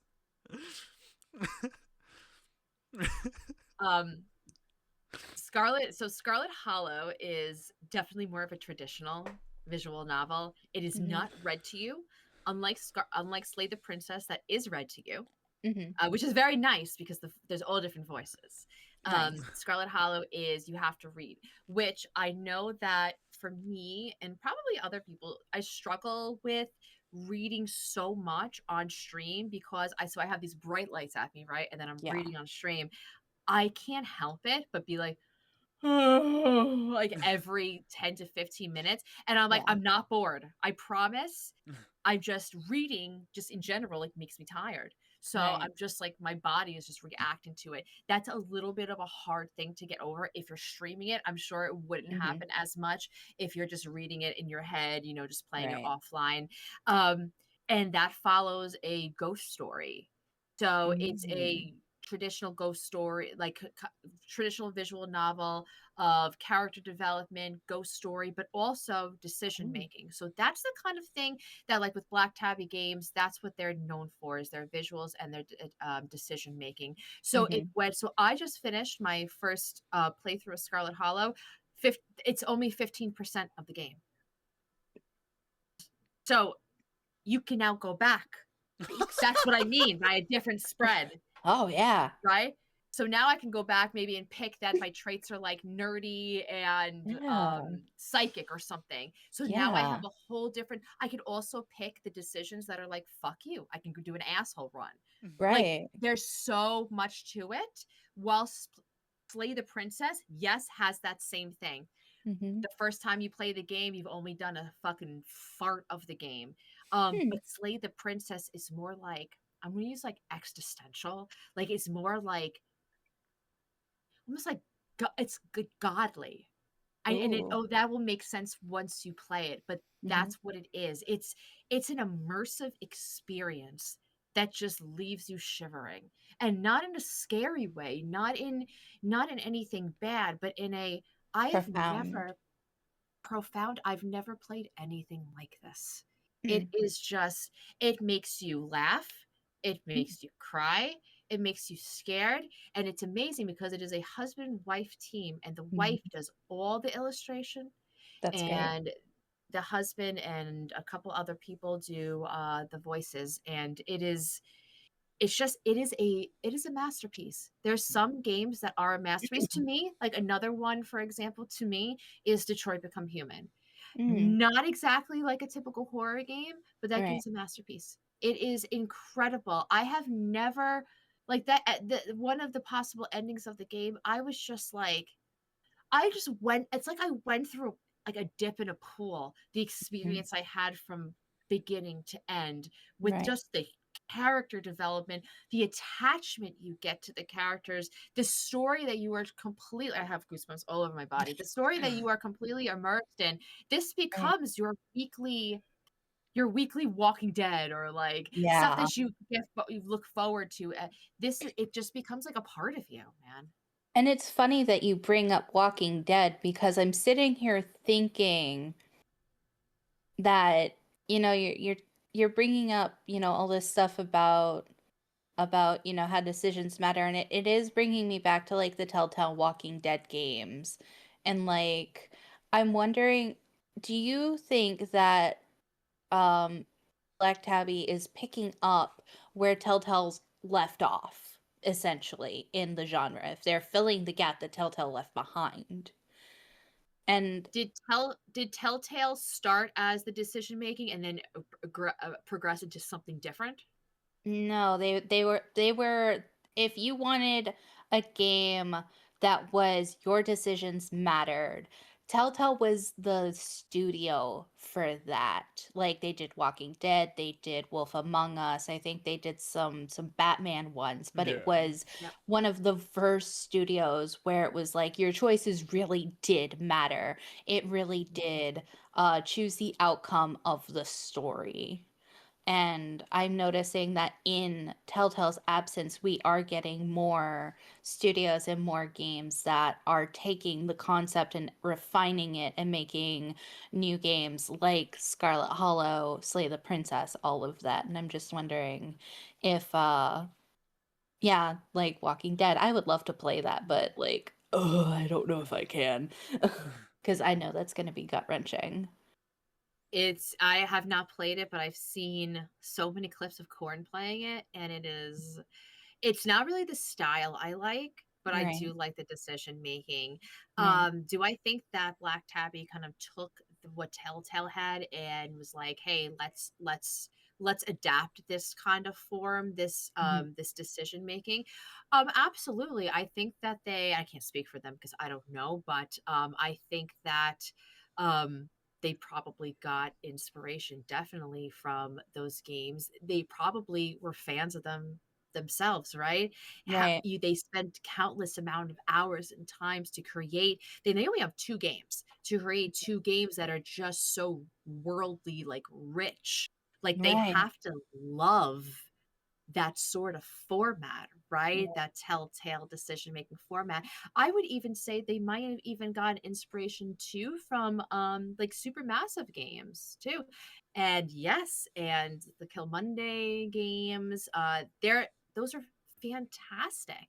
Like Mhm. absolutely fantastic. If you were going to recommend either somebody's never played, I want to get into that genre of decision making games, what would you recommend to somebody to start off I haven't played a whole lot of those. with? At all. From the While I ones that play, you know. I mean, yeah, start with Walking Dead. But now listening to you talk, I'd probably also go like, yeah, play Slay the Princess. Like, if it's so critically acclaimed and it's a lot more updated for, Mhm. more of like a modern gamer's like sensibilities. So like, yeah, go play Slay the Princess, or if you want like the original. And if like the zombies aren't your thing, go play Wolf Among Us, which is like their Mhm. other. And Wolf Among Us is you're playing the big bad wolf in a gritty world where the fairy tales are people. It's like a modern society, but the big bad wolf, Cinderella, all of them are just real people. And they're living like a modern life, and they have like their own society, is like just on the outside of like humanity. It's interesting. I have the game. I have not played it yet, but it's on my list to play because it is one of those, like I said, decision making games, and it's been very recommended. So I definitely want to get into that one. I think that you mentioned the word, I think accessibility or something like that. We were talking about Slay the Princess. That is something that I'm really happy with developers. they're getting better at making games more um Yes. like accessible to us, to people who have anyone who has disabilities, whether it's with flashing lights, whether it's with sound. To me, it's with motion blur. Like, I can't tell Hmm. you how many times I'm like, why doesn't this game have a like a motion blur Right. setting? Slay the Princess actually, either last year or the year before, won at the Horror Game Awards most accessible game. And it's Oh, true. It has every preference, anything, any toggle, anything that you need, like, is right there. And I cool. truly appreciate that in games. And I Yeah. love that when games do have that much accessibility, they do Hmm. get passed around because Yes. everyone, I don't want to go into a game and um there's no motion. That's a very accessible game too. Yeah, Promise Mascot Agency has a ton of toggles. It has, I believe, colorblind mode. You can change like your font speed, your font size. It has dyslexia font, which to me is huge because I do struggle with reading. Um a lot of the things I struggle with are flashing lights. I am mildly epileptic. Um and reading and brightness. If you don't have accessibility in your brightness, I can't play your game. Mhm. Yeah. Yeah. And that's not a lot of and that's not like something that every like game had for a long Mhm. time. Like like I feel like the last couple years is really when games started to step up and be like, hey, like not everybody's the same. Right. And we need different things in order to play your game. We want to play your game. Yeah. Do you go onto a stream and you're playing a game and then they didn't warn you about flashing lights, or there was just no indication that there was this trigger in there for you, and then Right. you can't play it anymore? Yeah, there've been a couple of games where it was like, "Oh, this has like a lot of fast motion and motion blur. Let me see if I can Oh, I can't turn that off. We're going to stop and go play something else like right now." Like Mm-hmm. I'm and it even if it wasn't just for me, it would be for my audience because I'm not going to subject because it's not just about me, it's about the comfort and safety of the people who are watching. So it's like, hey, I may not I may be able to read something just fine, but if somebody is reading along, maybe they want the font a little bit bigger, or Mm-hmm. maybe they want to see something as well as hear it, or maybe they can't hear it, so they want a visual representation on the screen. I've been playing Silent Hill 2.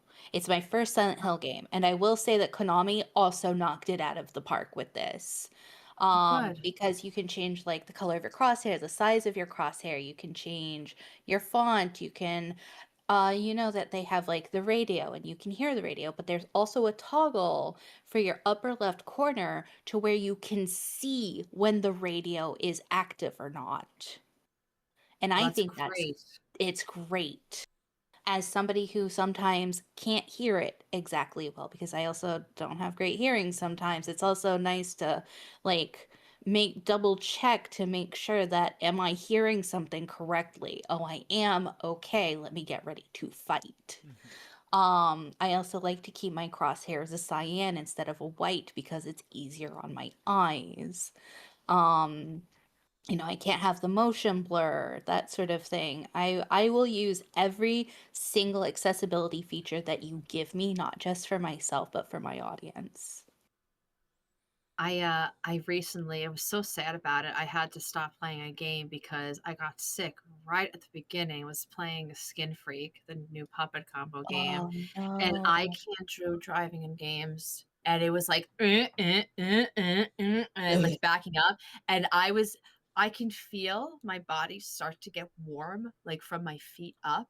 Yep. And I know that I am about to get sick. And Hmm.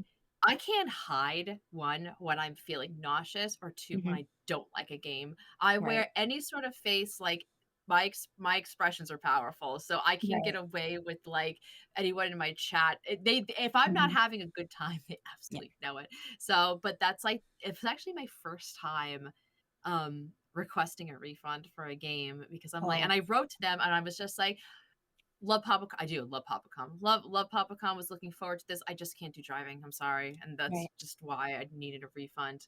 Um have you ever had to return a game because of for whatever reason, besides from like, "Oh, it's not working on my computer." Do you ever return one for purposes of like morality or, Mhm. there's not enough accessibility, you go to go play it and like every trigger is going off for you? Uh, I have returned like a couple of games. I'm trying to actually remember which ones those were. Um, I think I returned at dead of night because I just My heart. Sorry, I sorry. know. I'm sorry. I just No, no, couldn't do it. I It get you. yeah. Uh, uh, That was uh. part of it, and That's also I just could not escape Jimmy. I could and I was getting lost. I was having so much trouble following along that I was Mhm. just like, this game just isn't for me. This is gonna hit with a lot of people, just not me. Um, and like I don't typically I'm a type of person who doesn't look at trigger warnings whenever I go into a game unless I know that it's a controversial game. And that has bitten me in the ass on stream. Um, with it, I played a demo for a game that I know Max really loves. I can't play Bad Cheese. Oh yeah. Um, I can't. I got a game over and I was so severely triggered. I almost had to end stream. I had to really pull through. Mhm. I had a really bad childhood. So Mm. like that game over screen, like my chat is seeing me flinch and they're like, "Uh-oh." And I'm like, "Okay, so we're moving on." Mhm. Another game that like triggered me at like the very end was Among the Sleep. And like I was so excited to play that one too because I'm like, yeah, I hear this game's so great. And then the in the end, I'm sitting here like teetering on tears because I'm like, oh, that hurts a lot. Oh Yeah. gosh. I know it's gonna be an So emotional roller coaster. yeah. And it's like I know I should get better at it, but I don't want to look at any spoilers, but it's a really fine line, and when it does bite me in the ass, it gets me really hard. But that's just I just take that as like that's it's horror. There's going to be things that are Mhm. uncomfortable and you can't control the severity. You can only like adjust your expectations and how you cope with what you're exposed to. As again, somebody who in is a partaker in extreme fiction, whether it be movies or books. You kind of gotta roll with the punches sometimes, but it is a lot harder when you are live and you have people watching and like suddenly you're having like a PTSD flashback and you're like, ah, fuck, how do I roll with this? Smile, move on, take a breath, maybe take a break. Yeah. I talk about it a lot on my stream, but I'm like very open when it comes to like the struggles that I had with like my mom and um like my dad passing when I was, at early age, and so many of the games that I play are, those narrative horror games, and just half of them are about just that. We Hmm. went, full circle. We were talking about Little Misfortune at the beginning of the podcast. Oh. And it gets me so bad because my mom, growing up, she's alcoholic, very neglectful. Like it was just, it really like those things. And for me personally, like just throughout my life, I've always stuck up for my mom, even though she is Hmm. a shit, and I've always wanted to see her happy. I would always say like, "Mom, she's drinking, she's doing drugs, she's doing. I'm like, Mom, I just don't want you to die sad. And I would always say that, and I know how morbid that sounds, but it's real life. And I'd be like, I don't want you to die sad. And so a little misfortune when at the end when she's just like, I'm sorry I couldn't get you the happiness. Right. That line is the most saddest, triggering line of any game, horror or not game, that Right. I have ever I have full goosebumps. Also, welcome in Raiders, full goosebumps because it's just like it's exactly what I went through. Like I feel like this is like she's like, I'm not Little Misfortune is like, I'm not doing this for me. I'm on this adventure for somebody else. And Right. for so much of my life, I felt like I've been on this adventure for my mom so that she could just finally be happy. And Right. when Misfortune's just like, I'm sorry I couldn't get you that happiness. And that's kind of how I feel about her now. It's just like she's still not happy. Like I can't give you that happiness. It is the saddest thing I have like ever Yeah. experienced.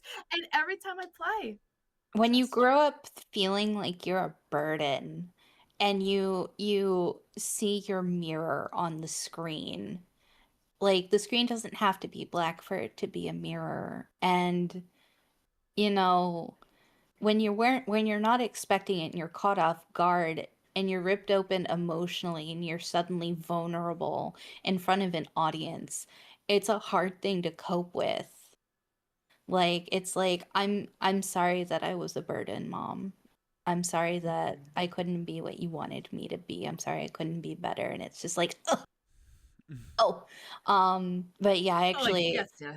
Among the Sleep double whammied me because like it was the abusive neglectful mom, but then like also I have daddy issues because I didn't get to know my dad.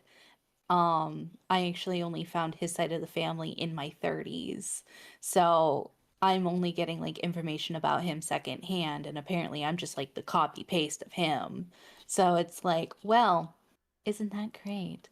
But like at the end, it's like the dad comes in and swoops you up and saves you, and it's just like that Oh, would have been nice.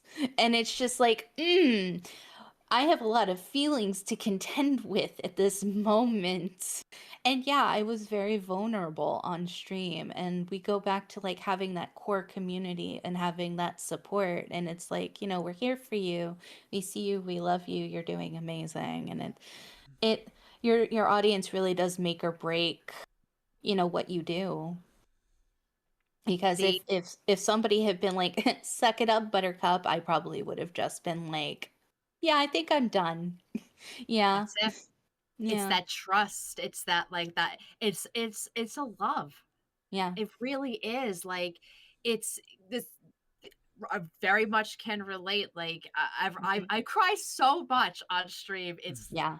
stupid, and like Yeah. every time I'm just like, damn it, Allison, like not again.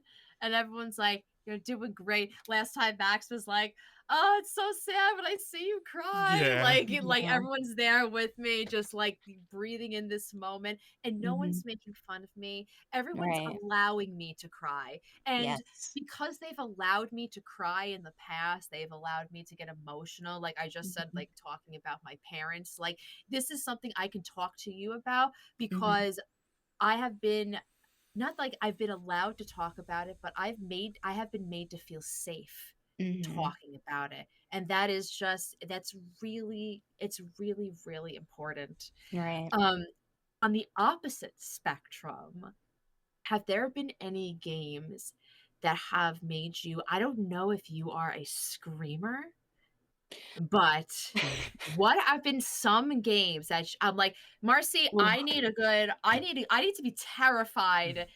I have a week off and I need games to be terrified at. Please, I need suggestions. I mean, Silent Hill 2 is my first AAA horror title, and it's doing the job. Um, it, Still haven't finished it for a um, certain reason. um, see, I have one game that was really getting me, but that's only because like I have a very specific phobia. I'm ornithophobic, which means I'm afraid of birds. Birds. I was like, teeth? I was trying to guess No, in my head. Like, no, I'm afraid of birds. It's a very niche bird. specific phobia. And I played Chicken Feet, which you're up against a Okay. giant chicken. Anything to do with like anything avian is chat immediately knows they're in for a ride because because I'm just like, like Indigo Park and Max and I were actually having this conversation recently with Happy's. Mhm. That fucking chicken. Charlie, yeah, Yeah, I that I fucking I did bitch not finish bird. that game because of him. Fair and valid. Um Chicken Feet, like anything if there's a bird in it. Stardew Valley. Are there Scariest game ever. Stardew Valley. Scariest game ever. Because there's a bunch of chickens. There's chickens everywhere. See, can I kill them? Because in Minecraft, I can make the worst conditions possible for a chicken and I'm happy. um I don't know if you could probably. um Probably. let's see. If you need something that's gonna make you scream. I'm trying to think of what games have made me actually scream recently. Um Some of the games Kirok actually had me co-host recently actually really got me. There was one we were playing together. It was this really very niche, very mostly unknown point and click puzzle game called Rome 0120. And its atmosphere is just so beautifully done. And it's such a dreadful atmosphere that when something does finally happen, it's a big scare. And it's a definite scream. Um but like I don't know, I don't scream very often. It has to Mhm. be like a big thing. Um Right, like there's like parts in games that's like, oh, this was a scary part, but the game right. not necessarily is like a Hang on. spooky game. I'm I'm going through my gaming tabs here, trying to find something that I would say was just an absolute screamer all the way through. And it's really hard for me because I'm just like, I'm not, I'm not, okay, Choo Choo Charles. Choo Choo Charles. Yeah, Really? yeah. Every time that damn train, it's just like, every time you The have to make me fight startleness of that, it, right? every time you have to make me fight that damn train, I'm screaming. Did you beat Choo Choo Charles? Did Not you yet. complete it? No. Yeah. I haven't touched it since the raid train. Alien Isolation for me was probably like the biggest screamer. Like Yeah. that game is legitimately scary. Yeah. I've never experienced such a scary game. I think also like Outlast. I love how we're talking about screaming and jump scares. My cat just scared the shit out of me. He I was jumped wondering what down was out going of his on. cat tree. And I was like, Balthazar. Okay. I was like, that's either in my head. It's like not a bad habit of mine, but like just a habit of mine. I always like if something happens, I try to guess either like what you're gonna say or like what happened. And to me, I was like, that's either her cat or there was like a surprise fart. And you're just like, where'd you come No. from?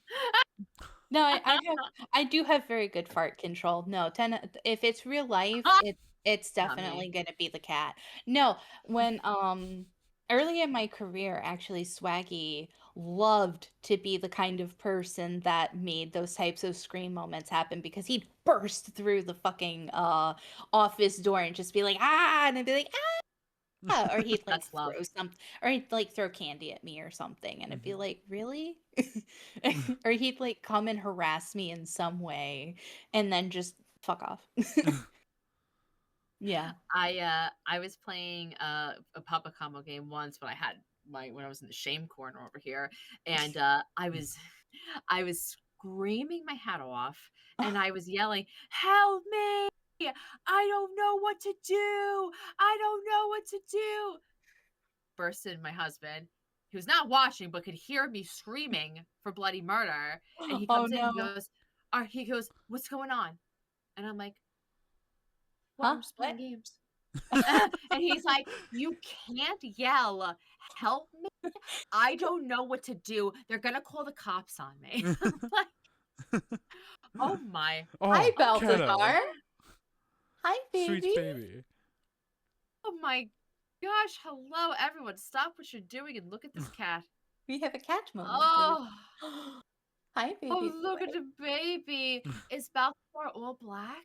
Yes, he's a Oh, solid so boy. My beautiful. 17-pound chunk, all Oh, muscle. the chunky. Get over here, chunky. I need you. I need to put my face in the floof. I'm sorry, I'm looking at chat and his father is like, that little shit. Good Oh, boy, he's so Ralphie. cute. Yeah, but that's our baby. I also can't like do a whole lot of screaming because we think that Balthazar might be autistic as well. Because anytime there's like a lot of loud noises, he will find the nearest person and bite them. Oh, And it's not little nips. Like he has sent me to the ER. Oh. father's like, no. Oh my gosh. Yeah, so we kind of have to be careful on the screaming. So most of Oh, my reactions tend to be flinches and like a lot of Mhm. more physical reactions instead of like vocal because of him. Mm. I've like our whole learned to lives tamp revolve around down. our cats. Yeah, It's Balthazar's world. You just live in it. pretty much. In fact, it's really You hear that, funny. Swaggy? We have been trapped, not trapped. We've been living in this office for the last like 4 days because there's construction going on in our downstairs bathroom, and I don't want this little shit climbing into the walls. So I've locked him in Mm. here. But because he has attachment issues, I have to be with him as much as possible. So now I basically live in here with him. We have a guest bed on the other side of this desk that I've been sleeping in. I haven't even been sleeping in my own Oh. bed for the last 4 days. Balthazar's like, mother, I need cuddles. Now. Mom there, assume the position. Yes, I need biscuits. Mother, I crave violence. Yeah, Raleigh was never that problematic. Yeah, his brother was a lot more chill. Do you currently just have one cat? Yeah. His brother passed last August. Oh. Oh, I'm so sorry. I wish our cats could live forever. I know. I always said like if I ever found like a magic tree and I could Mhm. or like a magic seed Give and I us could the cat plant vampire.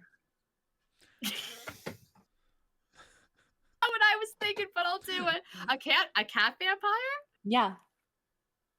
Like, you know how we had that vampire discussion earlier? It's like if a vampire came to you and was like, I could turn your cat and they would live forever and they would never have Oh. those problems. Would you take it?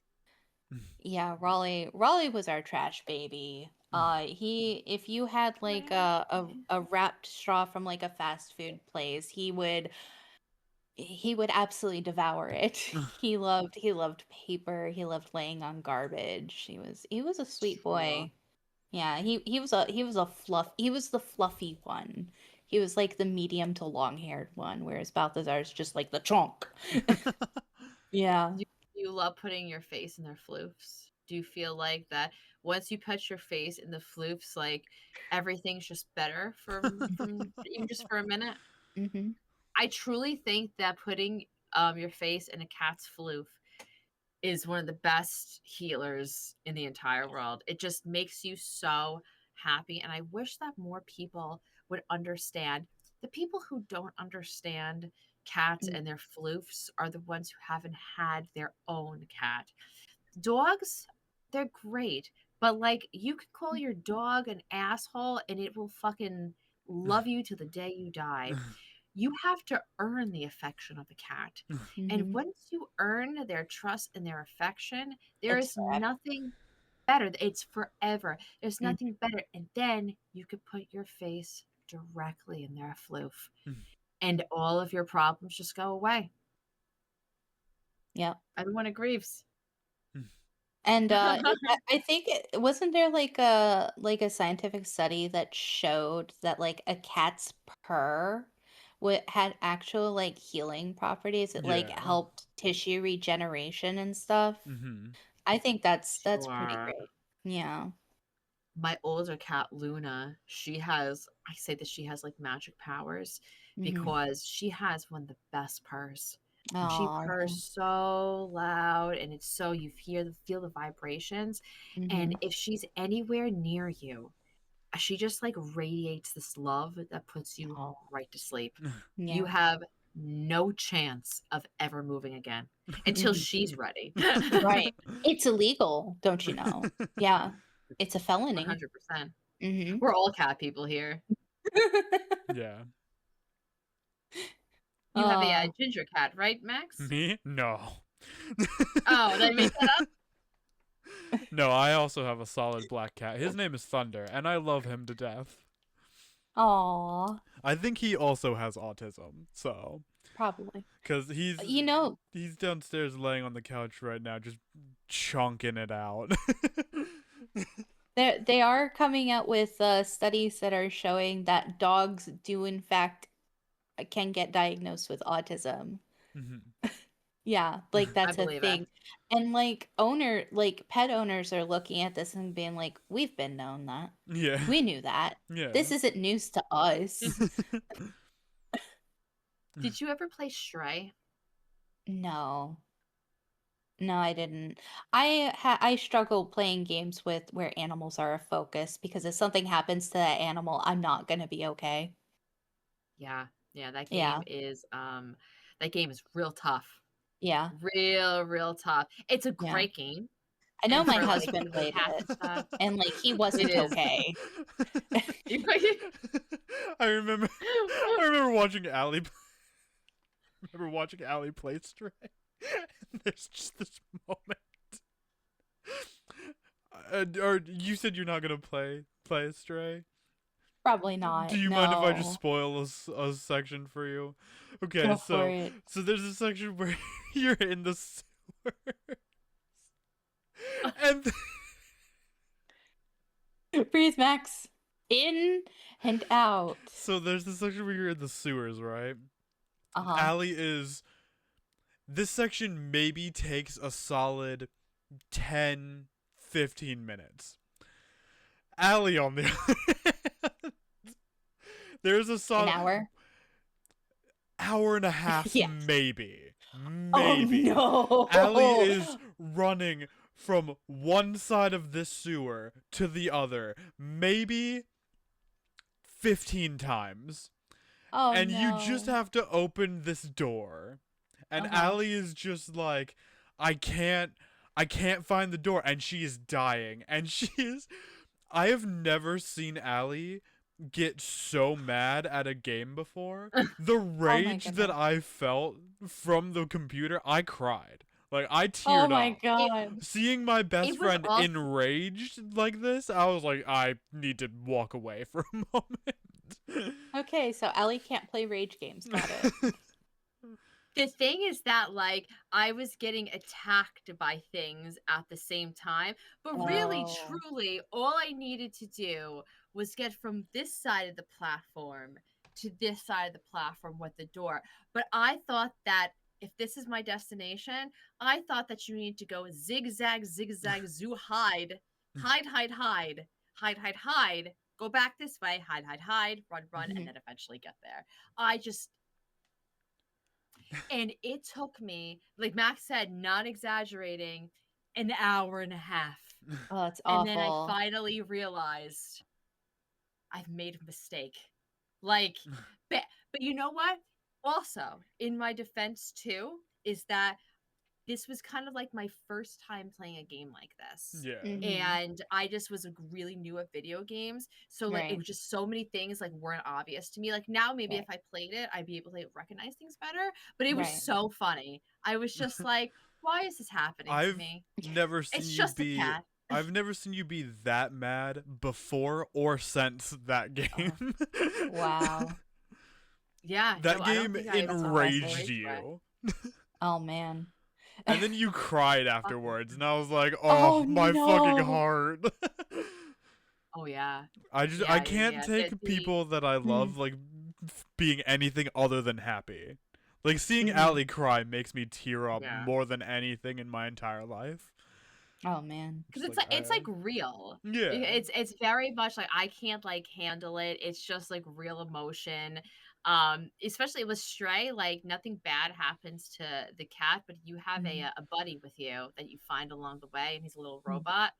And at the end, he essentially sacrifices himself for you and said like this was the plan from the beginning. I knew I was gonna have to use the last of my power in order No. to set you free. And then that's not even the saddest part. The saddest part is the robot falls on the ground and you as the cat do like the little circle crescent moon around it. No. And as the controller, as the person who's controlling it, you have to press like A in order to get out of it. So you can stay there circling like in crying over this robot for as long as you want.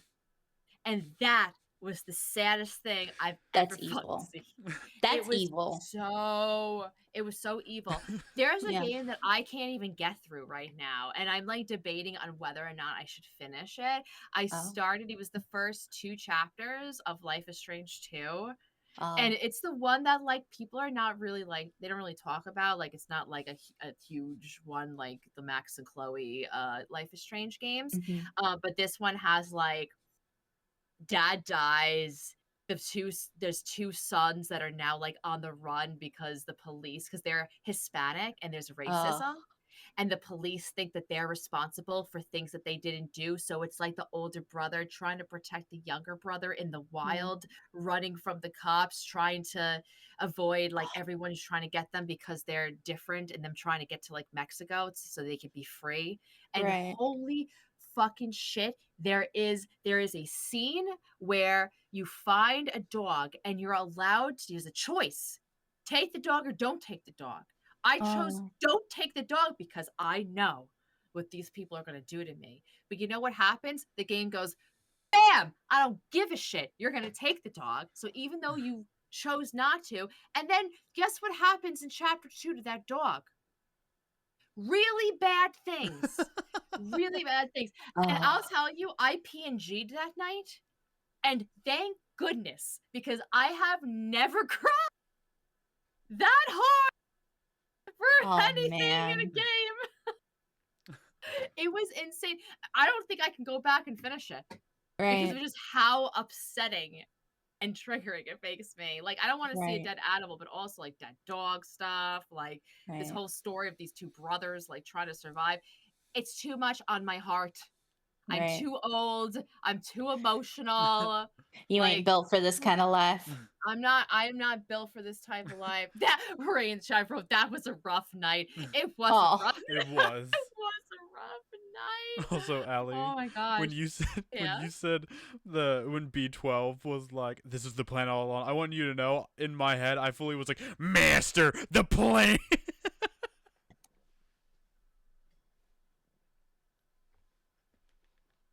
And by the way, Marcy, that has been the lore for like what we were going to do for this podcast the whole time, because me, Allie, and Rain were hanging out on Friday, and we just kept doing that to certain things. And You then had to sneak in the Allie- code word. So Allie does this perfect impression of you, and she did this thing where it was like we were like, "Marcy, the plan," and then she did this thing where she's like, "They keep saying we have a plan, but we have no idea what the plan is yet." And Now, hold it did on. it in your voice, and it's so funny to me. Record scratch. Now I have to hear this impression. So remember Powerpuff Girls, how we were talking about that? Mhm. That 4th Powerpuff Girl Mhm. kind of looks like Igor. like a kind of like helper. So we're talking about it, and then I was just like, "Master, the plans." He fucking lost his shit. And then we were talking about like poor Marcy. Marcy's just gonna be like, well, I don't know what the plans are. Like I don't know, guys. I don't know what you're talking about. Oh, What are that these is actually plans? that's kind of scary, actually. Shit. Uh-oh. Master, the plan. I guess we got a plan, but I don't know what it is. Shit. I've never been read to feel so bad in my life. Oh, oh, it hurts so bad. Oh, good lord. Yes, We were baby. dying. We were fucking dying. Oh my god. Oh my Oh. goodness. Oh. Oh, it's a baby. Yeah. Off camera baby. Yeah, baby. I have this one clip from not too long ago. I think it was around Halloween, where I'm sitting in my just chatting screen, and Balthazar's in the hallway, just outside the office, and he starts yowling, and I'm like, can you guys hear that? And chat's just like, Jesus Christ, he's loud. And like he picks up No. crystal clear on the microphone. It's a great Oh. clip. And I'm just like, buddy, are you dying? Are you good? No, I'm good. That's Oh that's no. Balthazar's Mao, So mother Mao. one of my mods sent him, you know those catnip toys that are like knives, different types of knives with like the butcher knife. Yeah, one of my mods sent him a pack of those catnip toys. I'm He found sorry. one of He's them. Catnip knives? Yeah. Yeah, like little Yeah. like felt, and then they're stuffed with catnip. I see. Yeah. Yeah, see, yeah, I've but they have like blood splatter no on them and idea. they look like different types of knives, Oh, like that's cool. the chef's knife. Yeah. For all of your creepy kitties. Yeah. Yeah, but like Balthazar really, in fact, that little shit one day I was sitting, I think I was sitting here, and Balthazar comes in here, and he's got the butcher knife one by the handle in his mouth. And I'm like, am I about to die? Like, what's happening here? I was about the same thing. I'm like, this is how I go. At least it's by Yep. my cat. I'd Yeah, I'd right. totally be okay with that. Okay, I get it. You want fresh meat. I get it. Marcy, I know that you watch the podcast, so you probably have heard me ask other guests this question, but I always am so curious about it, so I wanted to ask you too. How do you feel when a game gets released and the game developer is known for not doing such good things, but your friends or streamer friends play the game? Like, I always use Super Normal as the example that it was so in your face that this developer was a awful human being who put real 911 calls Yeah. in their game. Is very tragic. You probably wouldn't play that game yourself, but I imagine that there's so many horror creators out there, and I'm sure many of them have played this game. How do you feel when someone plays a game that you feel so strongly that shouldn't have a platform? Oh boy. So it depends on how close me and that person. I swear to God. He's just a baby. Look at. Oh my god. Mother, I want to be here Oh. too. I want to be where he is. I want to be perched behind Marcy. It really depends on like how Oh, oh Oh, my god. Uh-oh. Huh. This is awkward. Okay, bye. It really depends on how close me and that person are. If it's somebody that I don't really interact with and never will, I simply just never interact with them ever again. I will block, I will move on. And there is a very big example I will get into that I'm putting a pin in because it is a very controversial one outside of the horror community. But if I see, like, if I know the tea on something and I see, like, a really close friend playing it, I'll slide into the DMs and I'll be like, hey, were you aware of XYZ? And depending on their answer, changes how I will see them. I don't support Phasmophobia. I know that's not the I don't support it. I don't play it. I know that it is a very popular game in our circle. If I see somebody playing it, it doesn't matter how close we are. I'm not lurking. I'm not chatting. I'm not going to your stream. I'm not watching your video. That's just how it is. I'm moving on with my day.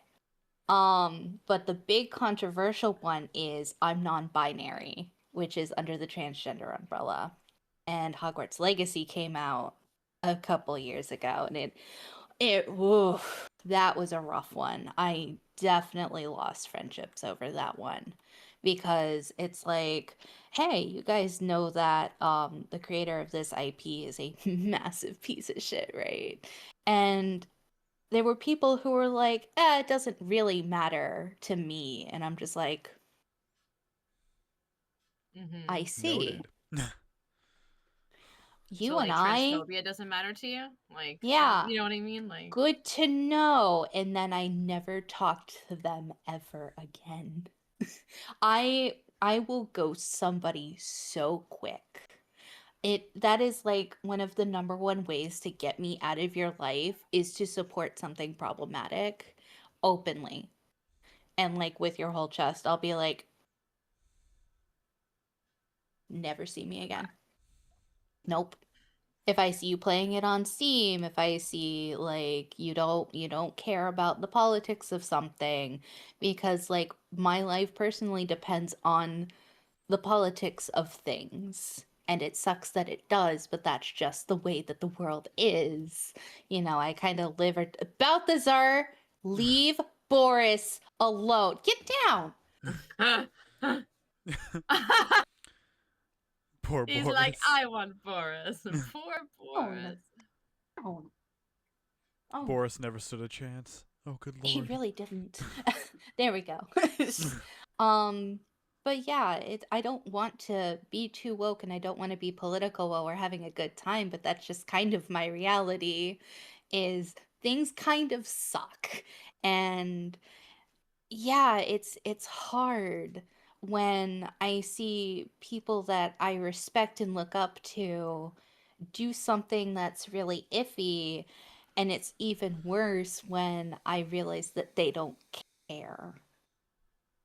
And it's like, Well, okay, that is changes Sims a lot. Because is Sims it's so easy to be like, okay, fuck that developer. I'm never playing your games. Your games are probably shitty anyway. But it's really hard when these are your coworkers essentially. Like I see streaming, I see Twitch as like a giant office building and there's no HR. Yeah, it's very it's true. hard. Yeah. There's no one to protect us. Even like if somebody comes onto our streams and is Mhm. like, you know what I mean? Like we have our moderators there, but Mhm. like those are just like our friends volunteering their time. We don't have a Right. dedicated, like you said, like HR or somewhere we can Mhm. go. I mean, we try to talk to Twitch, and Twitch doesn't give a shit about us. I mean, look what they did with the lurker situation. Yeah. I remember I had one person on my stream one time. I think it's really funny. That's why I tell the story. But they came on. It was a first time chatter, and they go, "Hey," I'm like, "Hey, what's going on?" They're like, "Can I ask you a question?" And I'm like, "Yeah, sure." And then the person goes, "Can I get you pregnant?" What? And I just started laughing. I'm like, how is this okay? Like, who does this? Like, who just like goes onto someone's stream who they don't know and just starts like saying, spewing that like fucking toxic shit? You gotta Like, who do have you a think you thick are? skin. And you have to have a quick wit because my response would have been like, no, but I got your dad pregnant last night. And guess what? Yeah. We're gonna love that kid so much more than you ever were. You have to think on the fly. Yeah, Mm-hmm. band speed run, like, oof. Oh yeah. Yeah. Max and Rain, two moderators, they're very Hmm. quick when it comes to sometimes they'll ban so I don't even see it. I'm just like Yeah. good. Yeah. Yeah. I had a thing happen recently because yeah, I'm big. I don't care. I don't care what you think about me. But I was streaming recently and I was talking to a friend about how they play like a lot of the Souls games. And I'm like, man, my blood pressure couldn't. And this first time, little baby dick chatter comes in, is like, maybe if you lost some weight, your blood pressure would be fine. And I'd be like, Oh my you god. motherfucker. I banned them so fast my moderators couldn't unsheath the sword. I had That them gone so fast, I left my mods spinning. that's fucking right. I was That's like, how you how do it. fucking dare you? That's predominantly why I quit streaming Dead by Daylight because I started getting a lot of people in the chat body shaming me. And I'm Yeah. just like, I don't like this. Like, I had, like, because I was, when we're first starting off, like, I had TTV in my name. I was trying to build a community. And I thought that, like, you learn a Ugh. lot on you doing your Twitch experience. But that first year, I was like, okay, this is what I'm going to do. I'm going to, like, social media. Gonna put TTV in my name. I'm gonna build this community, and all it did was bring people into the chat to be like, "Go fucking, lose weight," or like, like it was KYS. like Yeah. terrible. Hmm. Yeah, I'm just like, and listen, like as much as I can say, like it doesn't bother me. It's never nice to hear. Like Right. I'm fine with like just it wasn't a thought of mine as I'm playing Hmm. Dead by Daylight. It's not a thought of mine. My like how I look. It's just like Right. what am I playing? Like it's so like it's just I just don't get that. Right. It's so horrible. But I'm glad that we have great mods Right. that can just take care of shit Hmm. quickly.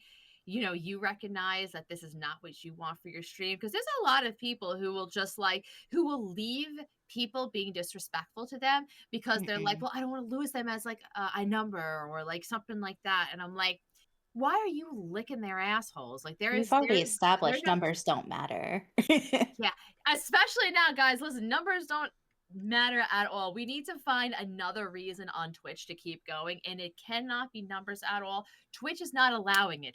Twitch is not allowing us to like even think about numbers anymore.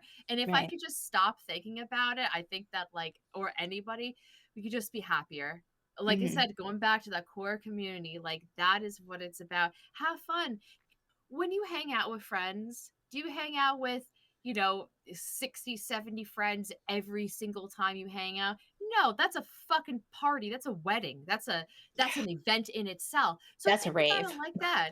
It's a rave. So if you're Yeah. coming onto stream and there's like 5 people there, if there's 6 people, there's 7, it's like a hangout. And we're all chatting, like that's a fucking hangout. I'm not thinking about, oh, if I only had 50 more people here. Why? They're not even talking to me.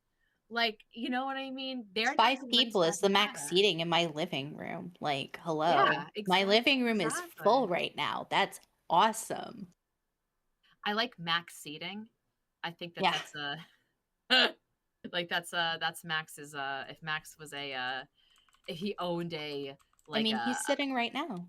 Hi. he is sitting right now, but if he owned a furniture shop, it would be called Max Seating. Hmm. Max Seating more than meets the eye. Max Seating The sky's the chairs limit. in disguise. Max is so Sorry, focused right I'm now. trying to find. So there's this game that came out recently, and I played the demo to it, and I didn't realize it was Uh-huh. made by the dev who made Super Normal. And Oh I'm trying to figure no. out what the game is because I want It's people to new, not right? play it.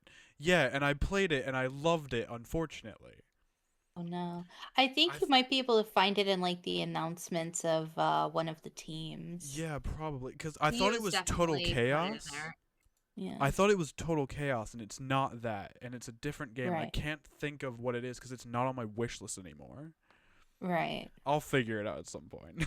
It's just driving Hmm. me nuts It that I was can't figure it out. It was definitely at one point put in the general chat in CEOs, Yeah. because he like changed his name again. Yeah, it's I can't think of the dev company, but there's a game, and it's very similar to like Silent Hill, Resident Evil. I know in the demo you get to like make like a knife, and there's like a bunch of like zombie enemies. And Mm. I loved that game, and it's unfortunate that it's made by that guy. I haven't like paid for it or anything, but I did play the Fuck that demo. guy. Unfortunately, not on like stream or anything. I just played it like on Right. myself. If I had known that that guy had made that game, I would be like, oh fuck that, I'm not doing that. Like, Right. but it is not Total Chaos. Thank God, because I do want to play that game. Nice. What's Total That's all. Chaos? Very similar vibe. Like it's a game where imagine Silent Hill, but you have to like forge your weapons. Interesting. Okay. Bleak Haven, that's what it is. The dev for that game, that's the guy that made Super Normal. Ah. Bleak Oh. Haven? Yeah. Okay. Yeah, he's got to change his name because nobody's gonna fucking. He did. Play He his did shit. change his He's been name. blacklisted Yeah. so much. He changed the has studio double name. The controversy. studio name, whoever made Bleak Haven, that's the guy. That is the dev. What? Do you understand? Get the big picture. Like Yeah. nobody's gonna play your games. You've completely trashed your reputation. Why don't you try doing something else? Like you have literally ruined your reputation, at least in the horror community. Because Yeah. I'll tell you, I have seen friends who have played Super Normal. I've streamed Super Normal, but they aren't a horror streamer. Mhm. Right. So like they're not really in the know, Mm-hmm. but like they know, but they're not like a big thing. Like if I were to go play like Elden Ring or something like a Souls game, I know jack shit about it. That the developer could be A, B, and C, and I have no idea. But someone who Right. like loves those soul games would be like, no, back in blah blah blah, he A, B, and C. So like Mm-hmm. I'll give like sometimes like people like a pass like that. I'm like, I know you're not normally a horror streamer. I have actually been in a chat with a friend of mine who's not a horror streamer, but was playing Super Normal. And he said to me, have you played this yet? It's really good. And I said, I haven't. Have you heard of, what's going on with this game? And he goes, I have, but you can't let that, but, drive you away from playing game. I'm like, it could. Yeah. It I'm does. like, In fact, you know what I it mean? does. It does. I mean, I'm not going to, but like, I'm glad that you're getting enjoyment out of it, I guess. But like, yeah, I'm not gonna play something that makes me feel uncomfortable. See, I would have ghosted that person so fast, personally. Yeah. Mm-hmm. Because No, I know that that person tells me actually a in real lot life. about. Yeah. Oh, Yeah, yeah. it's a little Yeah, more she's like, difficult. But not like, a part of my ooh, community, but I'm like, ugh. I pretty much have ghosts. I don't talk to them. I saw they were like on and they were playing it. So I like Mhm. went on. I'm like, I'm interested to know. I was also kind of instigating a little bit. I was just like, how have you, have you heard about? I just wanted to see, kind of like how you, Marcy, were like when you were talking Mhm. about Harry Potter Yeah. and you're like, have you heard that this person is like, yeah, but that doesn't matter to me. It's kind of like the same thing. You're just kind of Yeah. like, I want to see where your head's at with this because, ignorance is bliss and sometimes you just don't know. I Right. don't know everything. I didn't know about the developer until somebody told me. Right. And I would hope that in the future, and this is for everybody in our community, in not even the horror community, but every community out here on Twitch, everyone who is a content creator, I hope that we could all share with each other when these things happen, when these bigoted, horrible people are coming out with games. Share with everybody so that we don't make these mistakes, so that we don't play them, because the last thing you'd want to do is like, God forbid, you're trying to get into some sort of like creative program or stream Right. team or anywhere like you're trying to get noticed and the team goes to check on your profile and they see like, oh, the last thing you played was Super Normal. I'll tell you something, and this is just like, so as a moderator for CEOs, the application process when we do do the whole like, oh, we're putting out applications, like you have a week to apply or whatever. When we go and look and do like the choosing, it takes forever because where I'll just speak for myself. I'm looking at clips. If you're live, I'll just stay there and lurk to see how you do, how you interact. Are you even, chatty? Are you a community based type person? A lot goes into that. And if I was going on to uh Sharshi Mashab's Twitch page and I saw that the last thing that they played was super normal, I'd probably say no to their application. Just me, but I don't want somebody who's like a dominant horror streamer to think that's okay to play that. You know Right. what I mean? Because if you think that's okay, you're a horror streamer. It's not like you're a retro streamer and you just picked this up because someone gifted it to you and you're like, I have to play this for a stream. You know better. You should be You're in the just know. you're Yeah. choosing ignorance, and that's not something that I want on, as a part of like a member of the team. I don't want to Right. be friends with this person. I have no interest. So, just gotta like watch out for that shit. And I hope again, spread the news, retweet, let the communities know, let the teams know Right. about any sort of games that promote anything horrible, or Right. any streamer who is promoting anything horrible but is trying to get themselves seen and out there. So Right. where do you, Marcy, where do you see your stream going? What do you want as far as your goals for being a Twitch streamer? You can even outside of like, sure, if like partner happens like naturally and whatever one day, that's cool. I think that would be cool for all of us to one day be able to reach that goal. That's very cool. But besides from getting that purple check mark, what are things that you want to see for your streams going into 2026? What is the Marcy Macabre show? What is that looking like Mm. for us? What are your goals? Honestly, I don't give a fuck about the purple check mark. If I'm being Mm-hmm. completely real, I don't care about being Mm-hmm. partner. What I care about is being more entertaining, being more present. Um, I would love to do more charity. It looks like I can only do at the moment charity about once a year. I'd love to do more, but like again, my life's really kind of chaotic behind the scenes. I want I would love to make I would love to bring more things that are interactive for my audience. Yeah, I've got like Blurb and I've got like Tangia and all that. And yeah.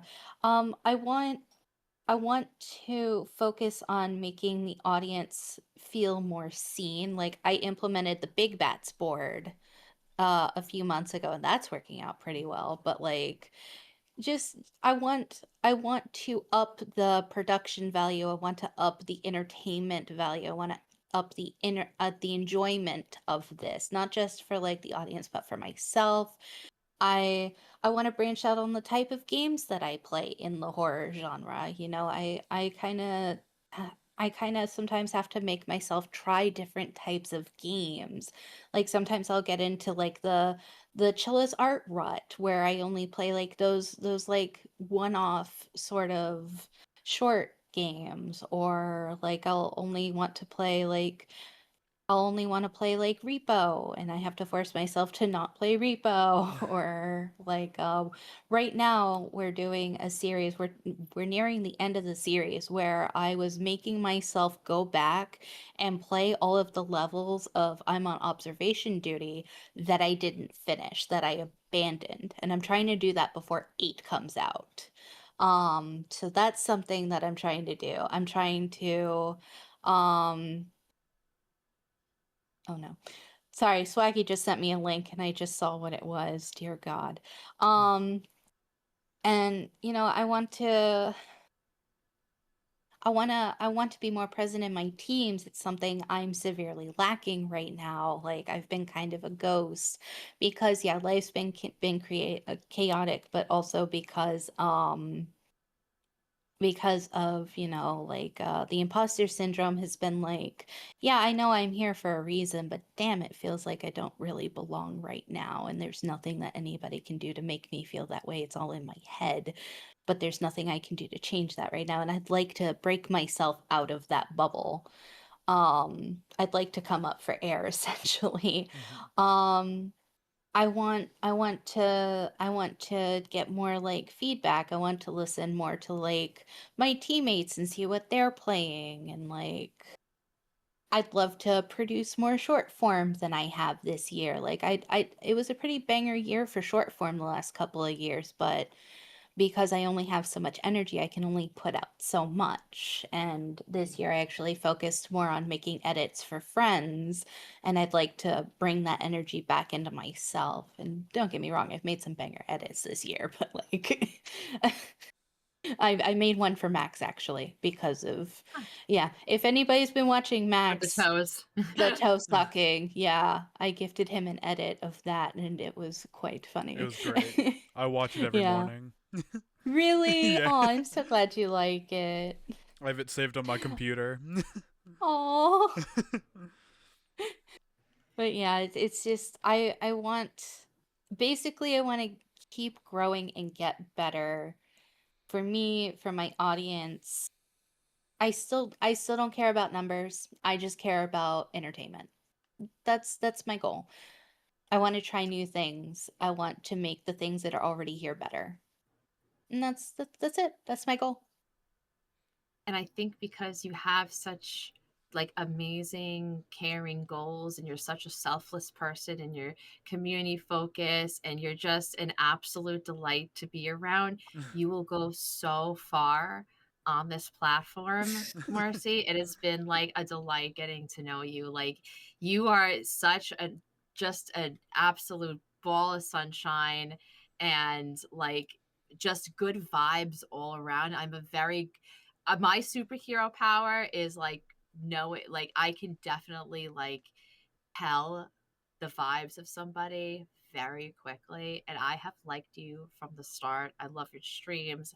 I love the energy you give out and the friendship. You truly are a friend to all, and that's probably why I like you so much and Max likes you so much, because like Max a friend to all too, and we all have each other to lift ourselves up. And that's what we have to remember, that we have each other. Like we're teammates, we're friends, like this. Exactly. So I'm really excited to see where your streams are going to go in 2026. I'm excited for you to break through that imposter syndrome and realize that you are as great as you know you are. We all know you are, and it's going to be really great to watch.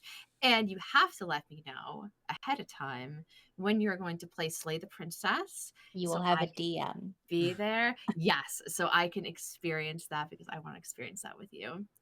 Um, Max, do you have anything? Because I know that we're getting towards the end of time, and I'm a talker. I mean, I'm just thankful you're here. That's all.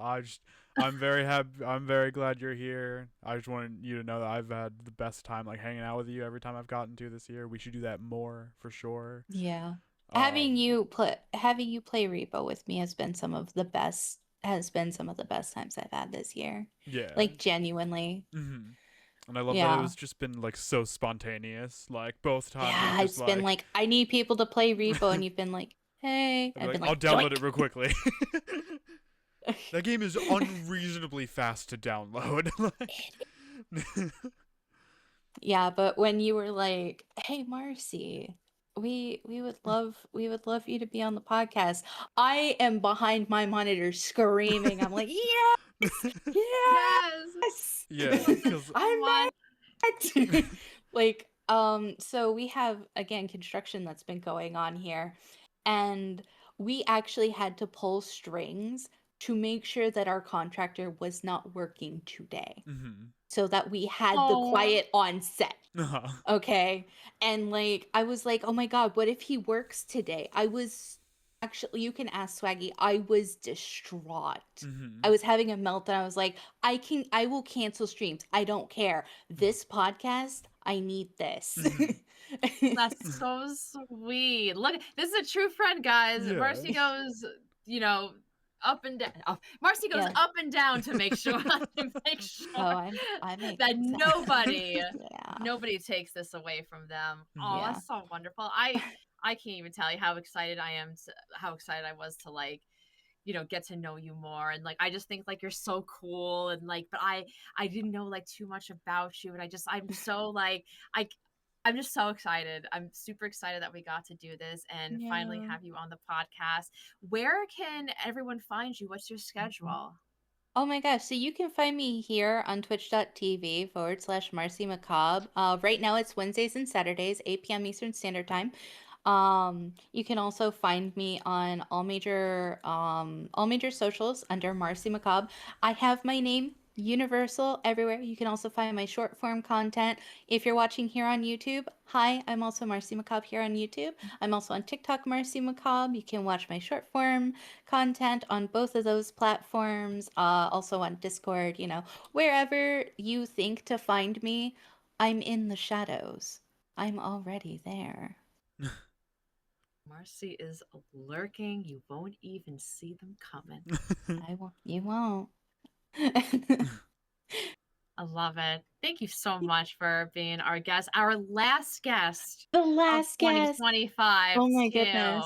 Yeah. It's Thank you such for a having me. special, and thank you, Max, also for a fantastic 2025 podcast year. We've been doing this now for over 3 years, and it is what I look Wow. forward to most every single month. Just getting to laugh with you, getting to talk to amazing content creators, and just this is a time where we can just be ourselves and just have a good time with our friends. So thank you, Max, for always getting the best guests too, and doing watching the podcast after making clips. If anyone doesn't know, Max does 99.9% of the work. I show up late usually. Not late. But Not late. nevertheless. It's I okay. made You that do joke most of the once. talking, so it works out. She does. She pulls her weight. Yeah. I say this is 50-50, honestly. I think this is I try my best to be like, Allie, this is your podcast too. I do the I'm in New the York, I behind the just watch. scenes stuff. As long as Allie can carry the conversations, I'm like, this is great. This is amazing. As far To as I can tell. 2026, It works out. everyone. Cheers. Cheers. 2026, Cheers. everyone. Cheers.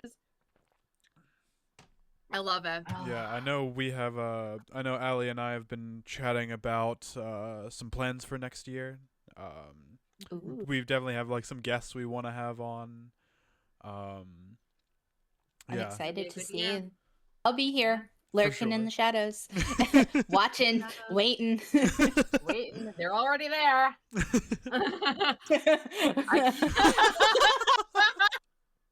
That is my favorite thing in the entire world now. It's oh my god. Yay! That's our meme for this podcast. Let's go. Spread the spread. Spread the Spread it open. Have a good show, everybody. Yay. Have a good spread. Love you Uh, too, Alpha. Thank you everyone for being here. Allie, We are going to yes. your suggestion is not live? They Uh-oh. are. They are? Oh, okay. Then maybe I am just blind. Oh, they are live. Okay, I knew that. Oh. My bad. My bad. I can't wait to see where we're going. It's Uh, totally good. Allie and I have a friend named Dar. Dar is wonderful, wonderful being. Love them to death. Wonderful friendo. One of the head of mods of Allie's Discord server. Wonderful Ooh. being.